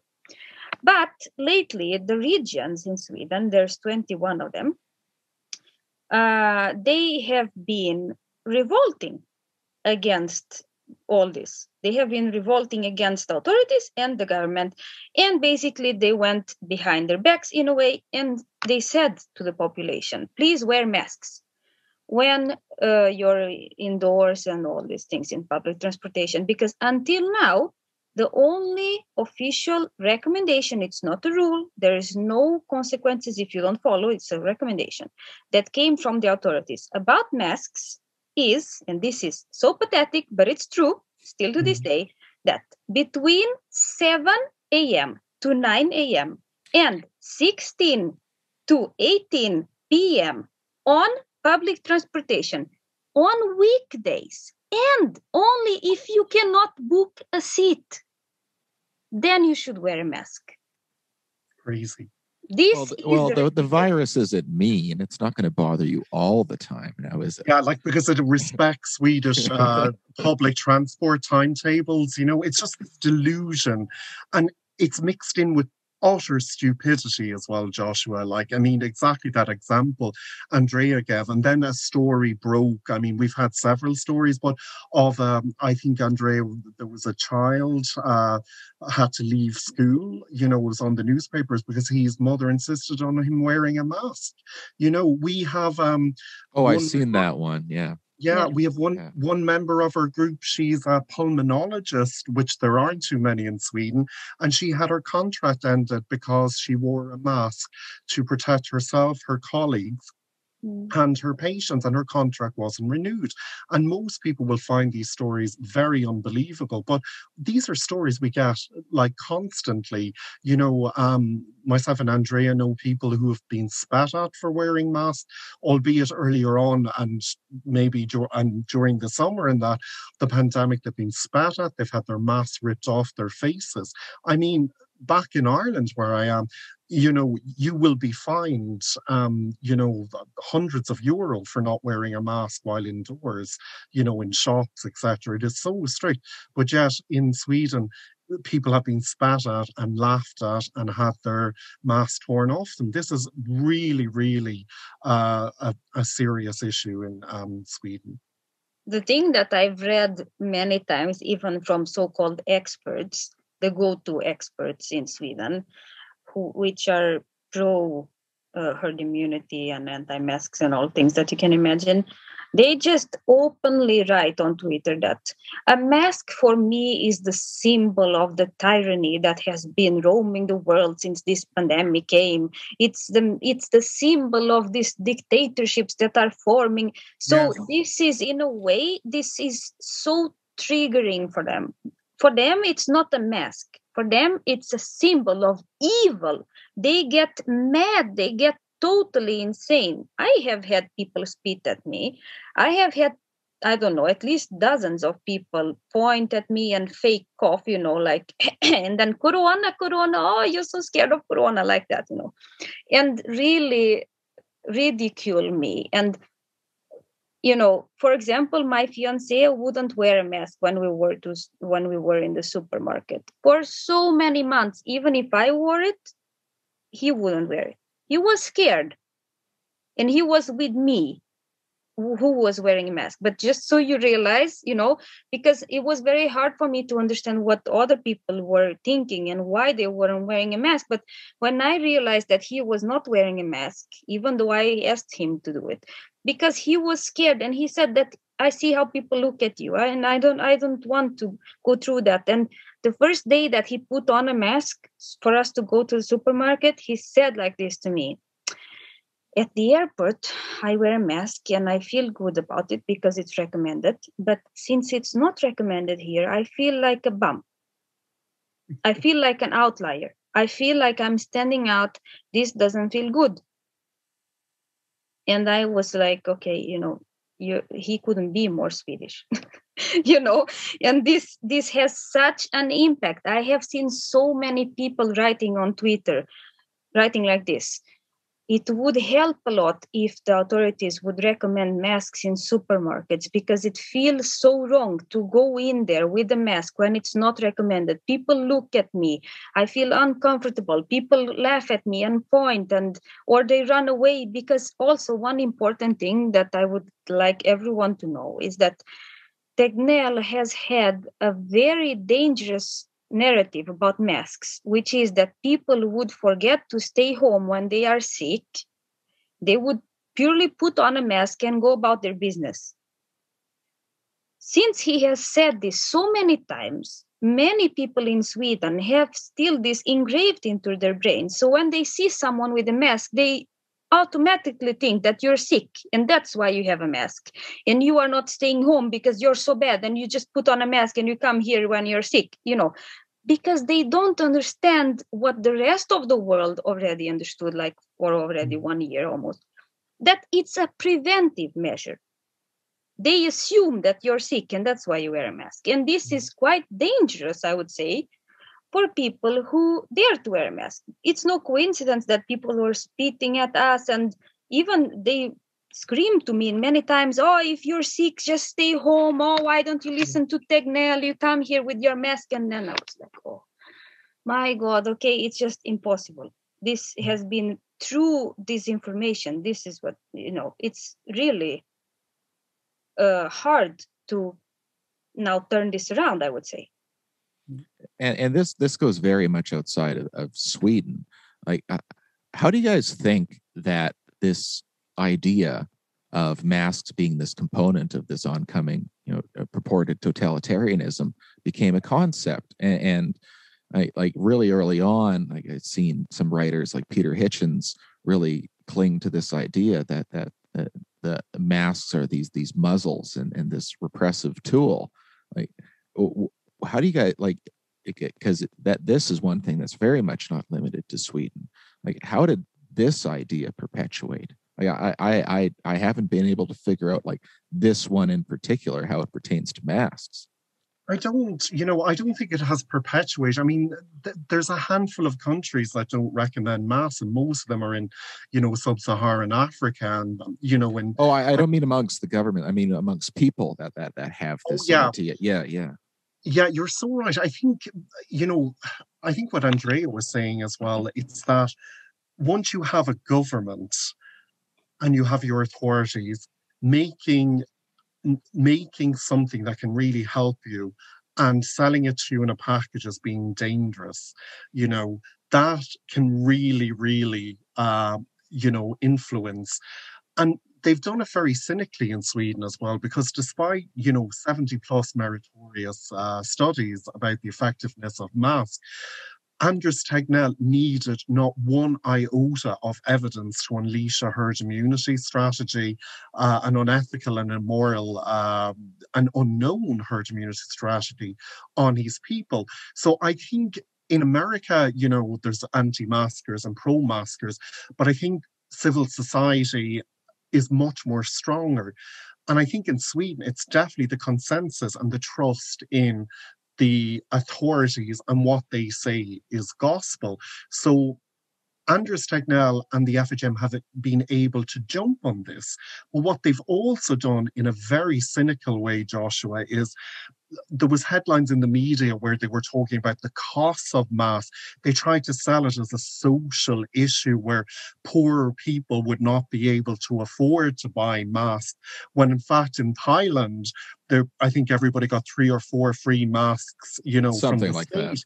That. Yeah, something like that. So like Sweden, one of the richest countries in the world, and we pay one of the highest taxes in the world. So everything came down to costs.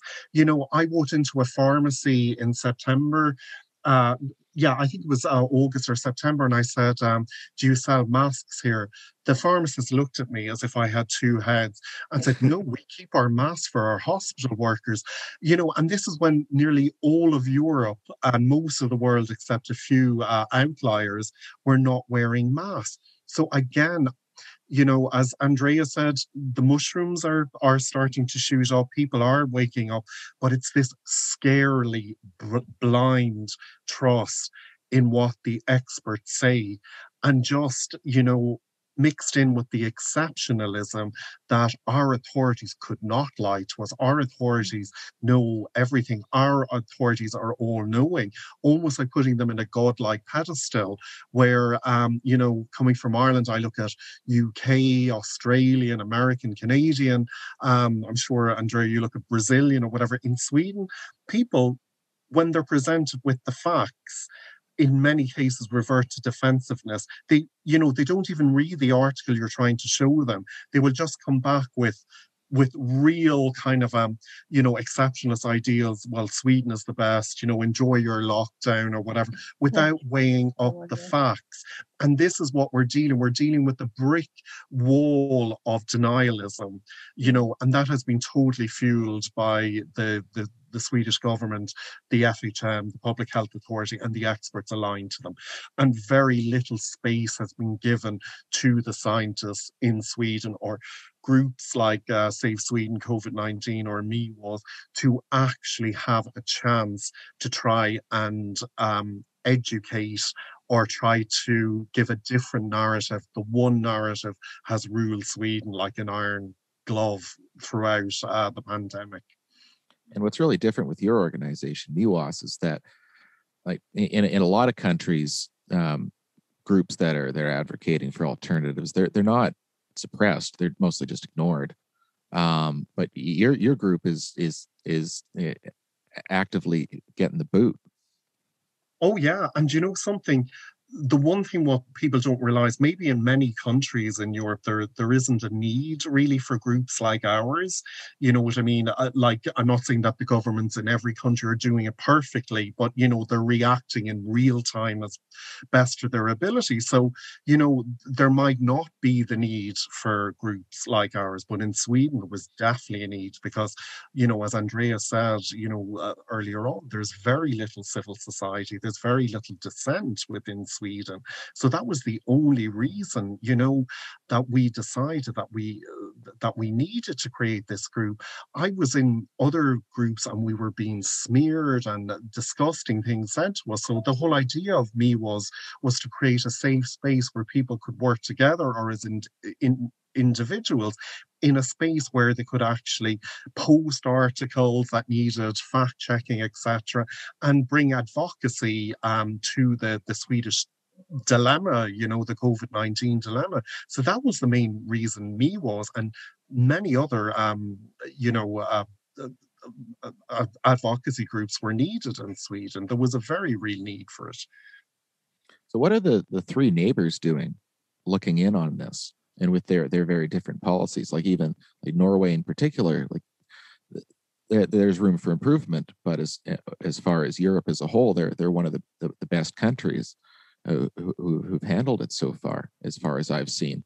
And like, so how are Denmark and Norway and Finland handling this, looking in at Sweden and how their policies so radically different and just gone down the shitter? Yeah, I don't know if Andreia agrees. I think Norway has been one of the more critical. And even today, a story released that the Prime Minister, Erna Solberg, I think of Norway, Solberg was under investigation that she might have broken the restrictions. That would never happen in Sweden. And Frode Forlund has been quite critical, but in a very diplomatic way, of the Swedish strategy. And I think one interesting story coming out of Norway is that, it's quite interesting that when, during the spring and summer, when European countries and the Nordic countries closed their borders to Sweden, Swedish Foreign Minister and FHM said, oh, we're being bullied, we're being discriminated against, this old adage like being used. And then Sweden closed its border to Norway. And the Norwegians said, yes, we understand that this has to be done. And what's one of the Norwegian media outlets had published is that you have to almost approach Sweden with kid gloves, that anything can be seen, or, if you make a remark about Sweden or its handling, it can really come back in triple measures, that you can be accused of discriminating against the country or damaging its interests. So I think Norway, I haven't heard too much criticism from Finland. Maybe Andreia has a few stories, but I think the main one has, from just looking at the news, and having analysed things, I think Norway has been very, very diplomatic, but quite firm and critical, and has not suffered the problems that Sweden has. So I don't know if you've anything to add on that, Andreia. I think that what I have felt about as regular Norwegian people is that many of them are rejoicing at this, because they have, there's a lot of resentment between Norway and Sweden because of the war and all those, like Swedish betrayal when it comes to their king that wanted to run away, was stopped at the border. So there is a little bit of love-hate relationship there, I would say. Maybe mostly hate. I don't know. So many people are just thrilled at this, and look at them. They are really, really in deep shit. I'm sorry for my language, but and we are doing so well. And they said that we were going to come up to the same numbers, and look at us. We are one of the best, and this could not be better. So, and it's quite sad that it has become like a competition, I would say, because this is about people's lives and many people's deaths. But unfortunately, I think that Tegnell is to blame when it comes to this, because he has been the one saying that sooner or later everyone's going to come to the same numbers, and wait because now we are doing so bad, but they are going to end up in the same situation as us. So he is one of the biggest responsible, I would say, for starting this kind of dialogue. And now he's basically being ridiculed by many people, because what he said is not happening at all. He said that Sweden wouldn't have a second wave at all, and that the other Scandinavian neighbors would have a second wave, but we would have such high numbers of immunity in the population that we wouldn't have problems at all after the first wave. And we all know what happened. So I think that there's a lot of mixed feelings. I'm sure that some people are quite frustrated at Sweden. I'm sure that the governments of Norway, Finland, and Denmark have resentment towards the Swedish government, because basically, if everyone in Scandinavia did so well as they did, and had low numbers, had things under control, they could have kind of a bubble, right? In Scandinavia. Maybe not free movement like they always had, but a little bit easier at least. Not like with military at the border like it is now, and at least between Sweden and Norway. And I remember a long time ago. They have the military at the border at all those crossings. I don't know if they stopped that now, but it was like that until recently, at least. Yeah, the Norwegians started that. They started that they needed. And then, of course, Sweden then comes back a couple of months ago. We're closing our borders when, there was a few cases of the new variant, and it was probably widespread in Sweden. So it was almost like a bullish attempt, and it's just quite funny, very interestingly enough. And, there is some scapegoating going on, because if a Swedish registration car is seen in Finland, I've heard many of the residents have rang in, the police or whatever, to say that a Swedish registration car. So it's creating a huge kind of, kind of discrimination and stigmatization, which is unfair against Swedish people, of course. But, there's stories of Swedish people working in Norway who have come back to Sweden. Yeah, there's that's quite a big thing too, right? So there's a lot of Swedes that work in Norway. And they have complained that they were being discriminated, that Norwegians were scared of them, ran away from them, and even said to them that you come here and spread the disease. And because people have, of course, realized it, I guess that people nowadays blame Mewas for that, because we are, of course, ruling the world, apparently. But But then it's like the articles that we contributed to that spread this fake news, but like it's not fake news. People in Norway knew how different the situation was in Sweden. They knew that there was no testing.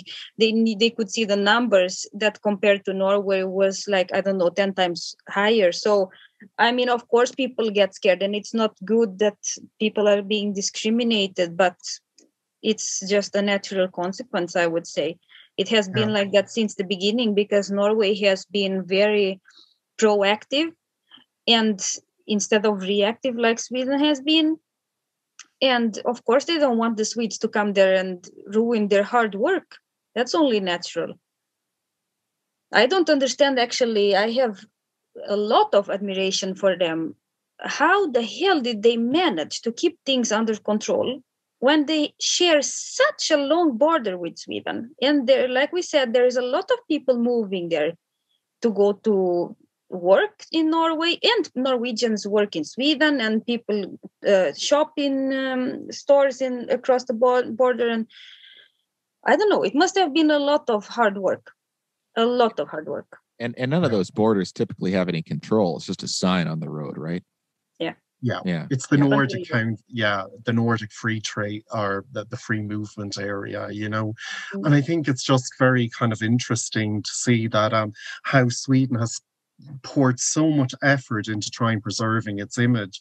And and then it's really funny or interesting that when they tried to target a small group, for trying to destabilize the Swedish image, etc., it just kind of blew up in their faces. None of us could have expected like how it, how it could roll and roll and roll, so they've done everything they can. Like, they've tried to vilify critics. That has gone on the whole year.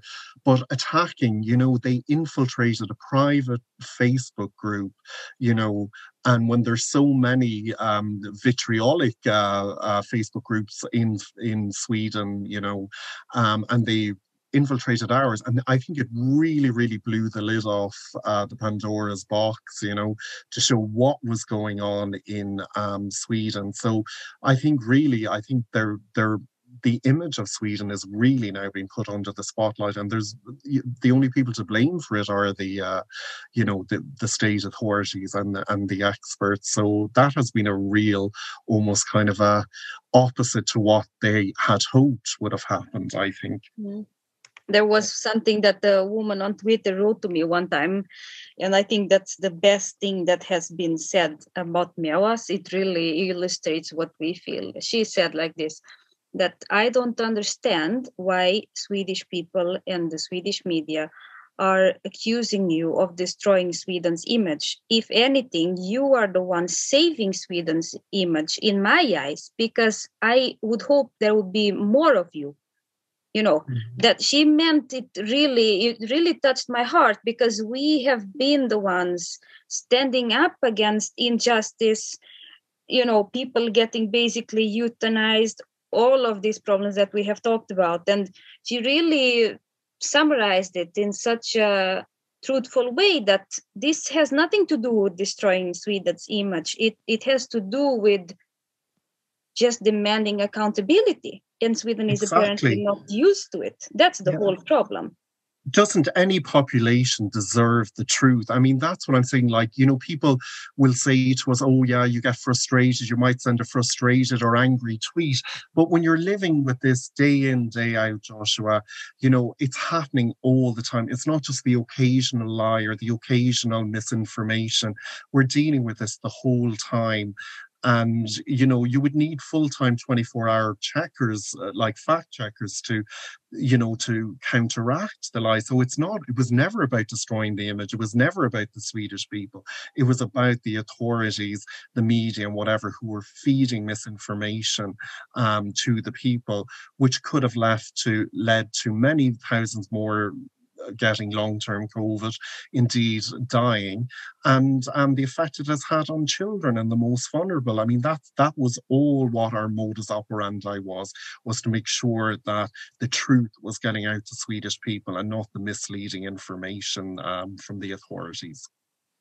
And one thing we tapped on a bit like how the intention of the Swedish strategy and those who are supportive of it internationally is from this market-based position, as if this is, and like Andreia sort of touched on this mentality of, we need to, or maybe not need to, or maybe consider, not having so much concern about the elderly, because we have to worry about our money as if it's 582 and we're in just this immense degree of scarcity.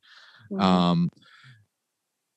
How has the economy worked out in Sweden? Because this whole laissez-faire attitude towards dealing with the pandemic has an economic canard, to where if you just leave everything open, and everything will just function fine. But if you have all these massive outbreaks all the time, your markets aren't going to be able to function properly. That's just not gonna occur.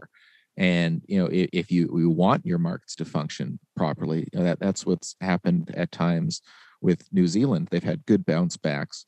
It's tough getting it under control, but you see a bounce back when everything does actually return to normalcy.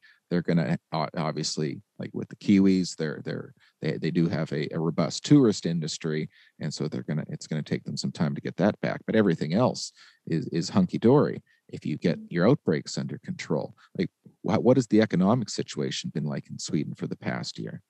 Go ahead. They have said that the strategy has saved Sweden's economy. They always manage to find some articles that prove them right, that the economy really didn't take so much of a hit.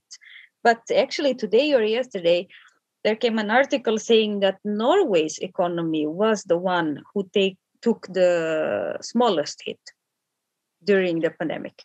And take this into account too. Like, remember in April, I think it was, or maybe it was the end of March, there was the Saudi flood when they went against the OPEC agreement and flooded the oil markets, and oil went into the negatives. Mm-hmm. And so, how well would that have treated the Norwegian kroner at that point in time? Mm-hmm. But yet still, even with that, with a country that's completely dependent on oil, they're still doing better economically, having to deal with the pandemic than Sweden. But they have $1 trillion. Was it $1 trillion sovereign wealth fund? It's the largest. It's over that. It's well over that now. I think. And so what I would say, there's been very little differences. In fact, I think Finland and Denmark did slightly better than Sweden in the first wave, as did Norway. But what they do is, as Andreia said, like in the media, they will compare it to countries like, Spain, France, Italy. They've done much better. But prior to the pandemic, Spain, France, and Italy economy were quite depressed. They were getting better, but they weren't in the best shape, So, there just seems to be an oblivious nature to its neighbours, to comparing its neighbours, which have the same socioeconomic, cultural, it's just kind of incredible. They keep saying that the economy, is doing better, but what also has to be recognised, there is thousands of small businesses struggling in Sweden. They've been promised so much money, to help them, that hasn't come through. And you have to wonder about the frugality of the Swedish government as well, because I know in Ireland that furloughed staff, small businesses are covered either through the government or in partnerships with the insurance companies. So, a lot of smaller businesses in Sweden have been pretty much left to their own devices. So by keeping the economy open, the footfall probably has gone down in many smaller towns or whatever, but these cafes are kept open or whatever, but there's very little kind of financial net to catch them, because the country isn't in official lockdown. So then there's little or no onus on the government to offer money to prop up these businesses. And even the money that's been offered is very slow to get to these businesses, and is also overburdened with paperwork, etc. to try, before you actually have to get that money, you have to jump through quite a few hoops. So, it's Yeah, I think as Andrea said, yeah, the economy, it might look good on paper, or you know that it might not have fallen to the extent of many other countries, but you have to weigh up the cost of a sicker population, sicker, more health costs, more social welfare costs, lost hours because of long-term COVID. So in the long run, I think it'll have a detrimental effect on the Swedish economy. And I'm not an economist, but I think it doesn't Well, take if you've 200,000 people sick in a population of 10.1 million, I think that will have very, very big impacts. Can I ask you, how long more is this? Because I have to go in about 10 minutes, oh, Joshua. yeah, sure. We can wrap up now. That's it. No, I cannot, yeah, I just have to go in 10 minutes. My mother I'm supposed to go on an outing with her a half an hour ago, so I just put her off. So. Oh no, that's important. Just let's go into just what you guys are up to now, and then let's call it a day there. So like Okay. what have you guys been working on now, and what are you trying to get out there now? And now you're not in Sweden anymore, but how has that made it more difficult for you, perhaps, to try to dig into what's going on there and put out your dissent? You can go first, Kate. So then Okay. you don't have problem with time then. Oh, thank you. Yeah, I feel I'm moving ever further from Sweden. I had landed a job for a PR firm in Madrid and heard nothing from them from about 6 weeks after the story broke. So they've come back to me again. So, it could be a case that I move to Madrid, as soon as the pandemic calms down. But it's just very sad. I really, really miss my husband and my two cats, of course. I don't miss Sweden, but I guess the home is where your family is, you know what I mean? So I cannot see myself really moving back to Sweden in a hurry. I feel so betrayed by the system, but I also feel that the people of Sweden have been so betrayed by an absolute arrogant and exceptionalist government who cares more about image and the economy than the people. So that's very hard to weigh up. And at the moment, I'm just going for loads of walks in the lovely Irish nature and drinking pots of tea. I've never drank so much tea in my life. And, just really, really taking it easy and finding my brain is healing. I really feel that I was close to a breakdown, and now I just feel, yeah. And in relation to the advocacy, a lot of people have jumped in and are helping out. I really feel now I need to put my life back in order. Like Andrea, we've been at this since last March, That's a year now. Yeah. It's over, or yeah, just over a year. And we really, really, you know, I mean, the thing I said, if the people of Sweden don't step up and don't demand change, then there is little hope. I brought it, and Miwas have brought it as far as we can. But I just really need now to, focus on, just focus on maybe new things, but also never coming completely out of me was just doing it at the weekends or whatever. But I just need to kind of Get your get bearings. normalcy. Exactly. Yeah. How about you, Andrea? What are you working on now? Yeah, so I am basically having exactly the same situation as Keith. I felt that I was really going crazy there. So for me, this is like a retreat now. I feel like I was reborn in a way. Especially because I live in the countryside. So I'm basically just some hippie girl. Even I was never a hippie. I was never that kind of hippie person. I was like city girl. But now I'm going up every morning and I'm running after the butterflies and listening to the birds and taking care of the chickens. And I'm like wondering, did I really go crazy in that country? I mean, what's happening to me that I need to just look at the trees and look at nature? So, I don't know. I might have some diagnosis now. PTSD, burnout, I don't know. But something's happening up here, apparently. But, it's really like being reborn. And at the same time, I try to follow what's going on in Sweden but I have to say that it feels so weird. It feels so weird because I still have my fiance there. I have so many friends there. And it's like my heart is broken for them. But at the same time, I'm so happy that I'm here. But I cannot completely relax because I know they are there.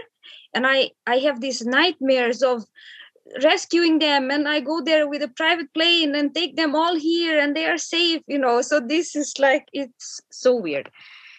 So it's a tough balance, all this, but I try to keep up with everything. I feel our work, especially now, and it has been like that for quite a while, is just following everything and checking, comparing. What did they say before? What are they saying now? Because that's very easy to forget. People just eat it up as it is, the Swedes. But we can dig up some screenshot from like 10 months ago and look, they said this before and now they're saying this. So it's a lot of work with that. And it really highlights what they are doing, actually, like how it started and how it's going, kind of meme on Twitter, for example. So there's a lot of work to be done with that. And then later we'll see, we have always had these ambitions of bringing them to international courts. And I am really not ashamed of saying that I stand for that and everything that we have said about it, because this cannot go unpunished. It has to be some consequences for this. And we might be ridiculed, we might not achieve anything at all, but I will not stop trying until this happens. I will try this until the last day of my life, if that's what it takes. Because I cannot imagine that so many people have suffered because of a few people's decisions, and they just go on happy, pensioner lives to some paradise island and without a worry in the world, without ever having to at least apologize for what they have done. But of course, that, it's a very long process. In order to bring them to international courts, we have to go through Swedish courts first. And there's a lot of work to be done with that. So it's, of course, a very long-term process.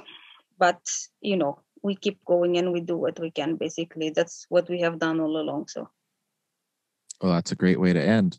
You guys let everybody know where people can keep tabs on you and where they can find more about you, if you want that. Yeah. Basically on Twitter, they can find all about us. God Save Sweden and Mewas also. Mewas updates. Exactly. You can find us on Twitter, Mewas, or on any trashy Swedish media outlet, criticizing us. All the trashiest Swedish media near you.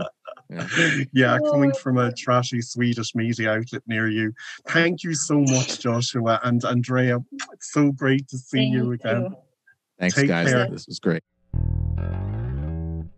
Thanks for listening to this episode. The music you hear on this show is from the Jeff Lapp Trio out of Montreal. Find them at jefflapp.com. Shout out to Tara for doing the graphics for COVID On Air. A huge thanks to my editor Jeff at Bean Co. Studios in Regina, Saskatchewan. Please visit endcoronavirus.org for more information on ECV. Click on Join Us. Through that you can volunteer with ECV, and you can subscribe to our newsletter, which is full of great information shot straight to your inbox from our delightful newsletter editor, Tracy. Also, please check out the blog at ECV, and hats off to Scott, our impeccable blog editor. You can find ECV on Facebook and Instagram and on Twitter at NCovid19. You can find me on Twitter at Mr. Farden. It's at MRFARDEN. Till next time.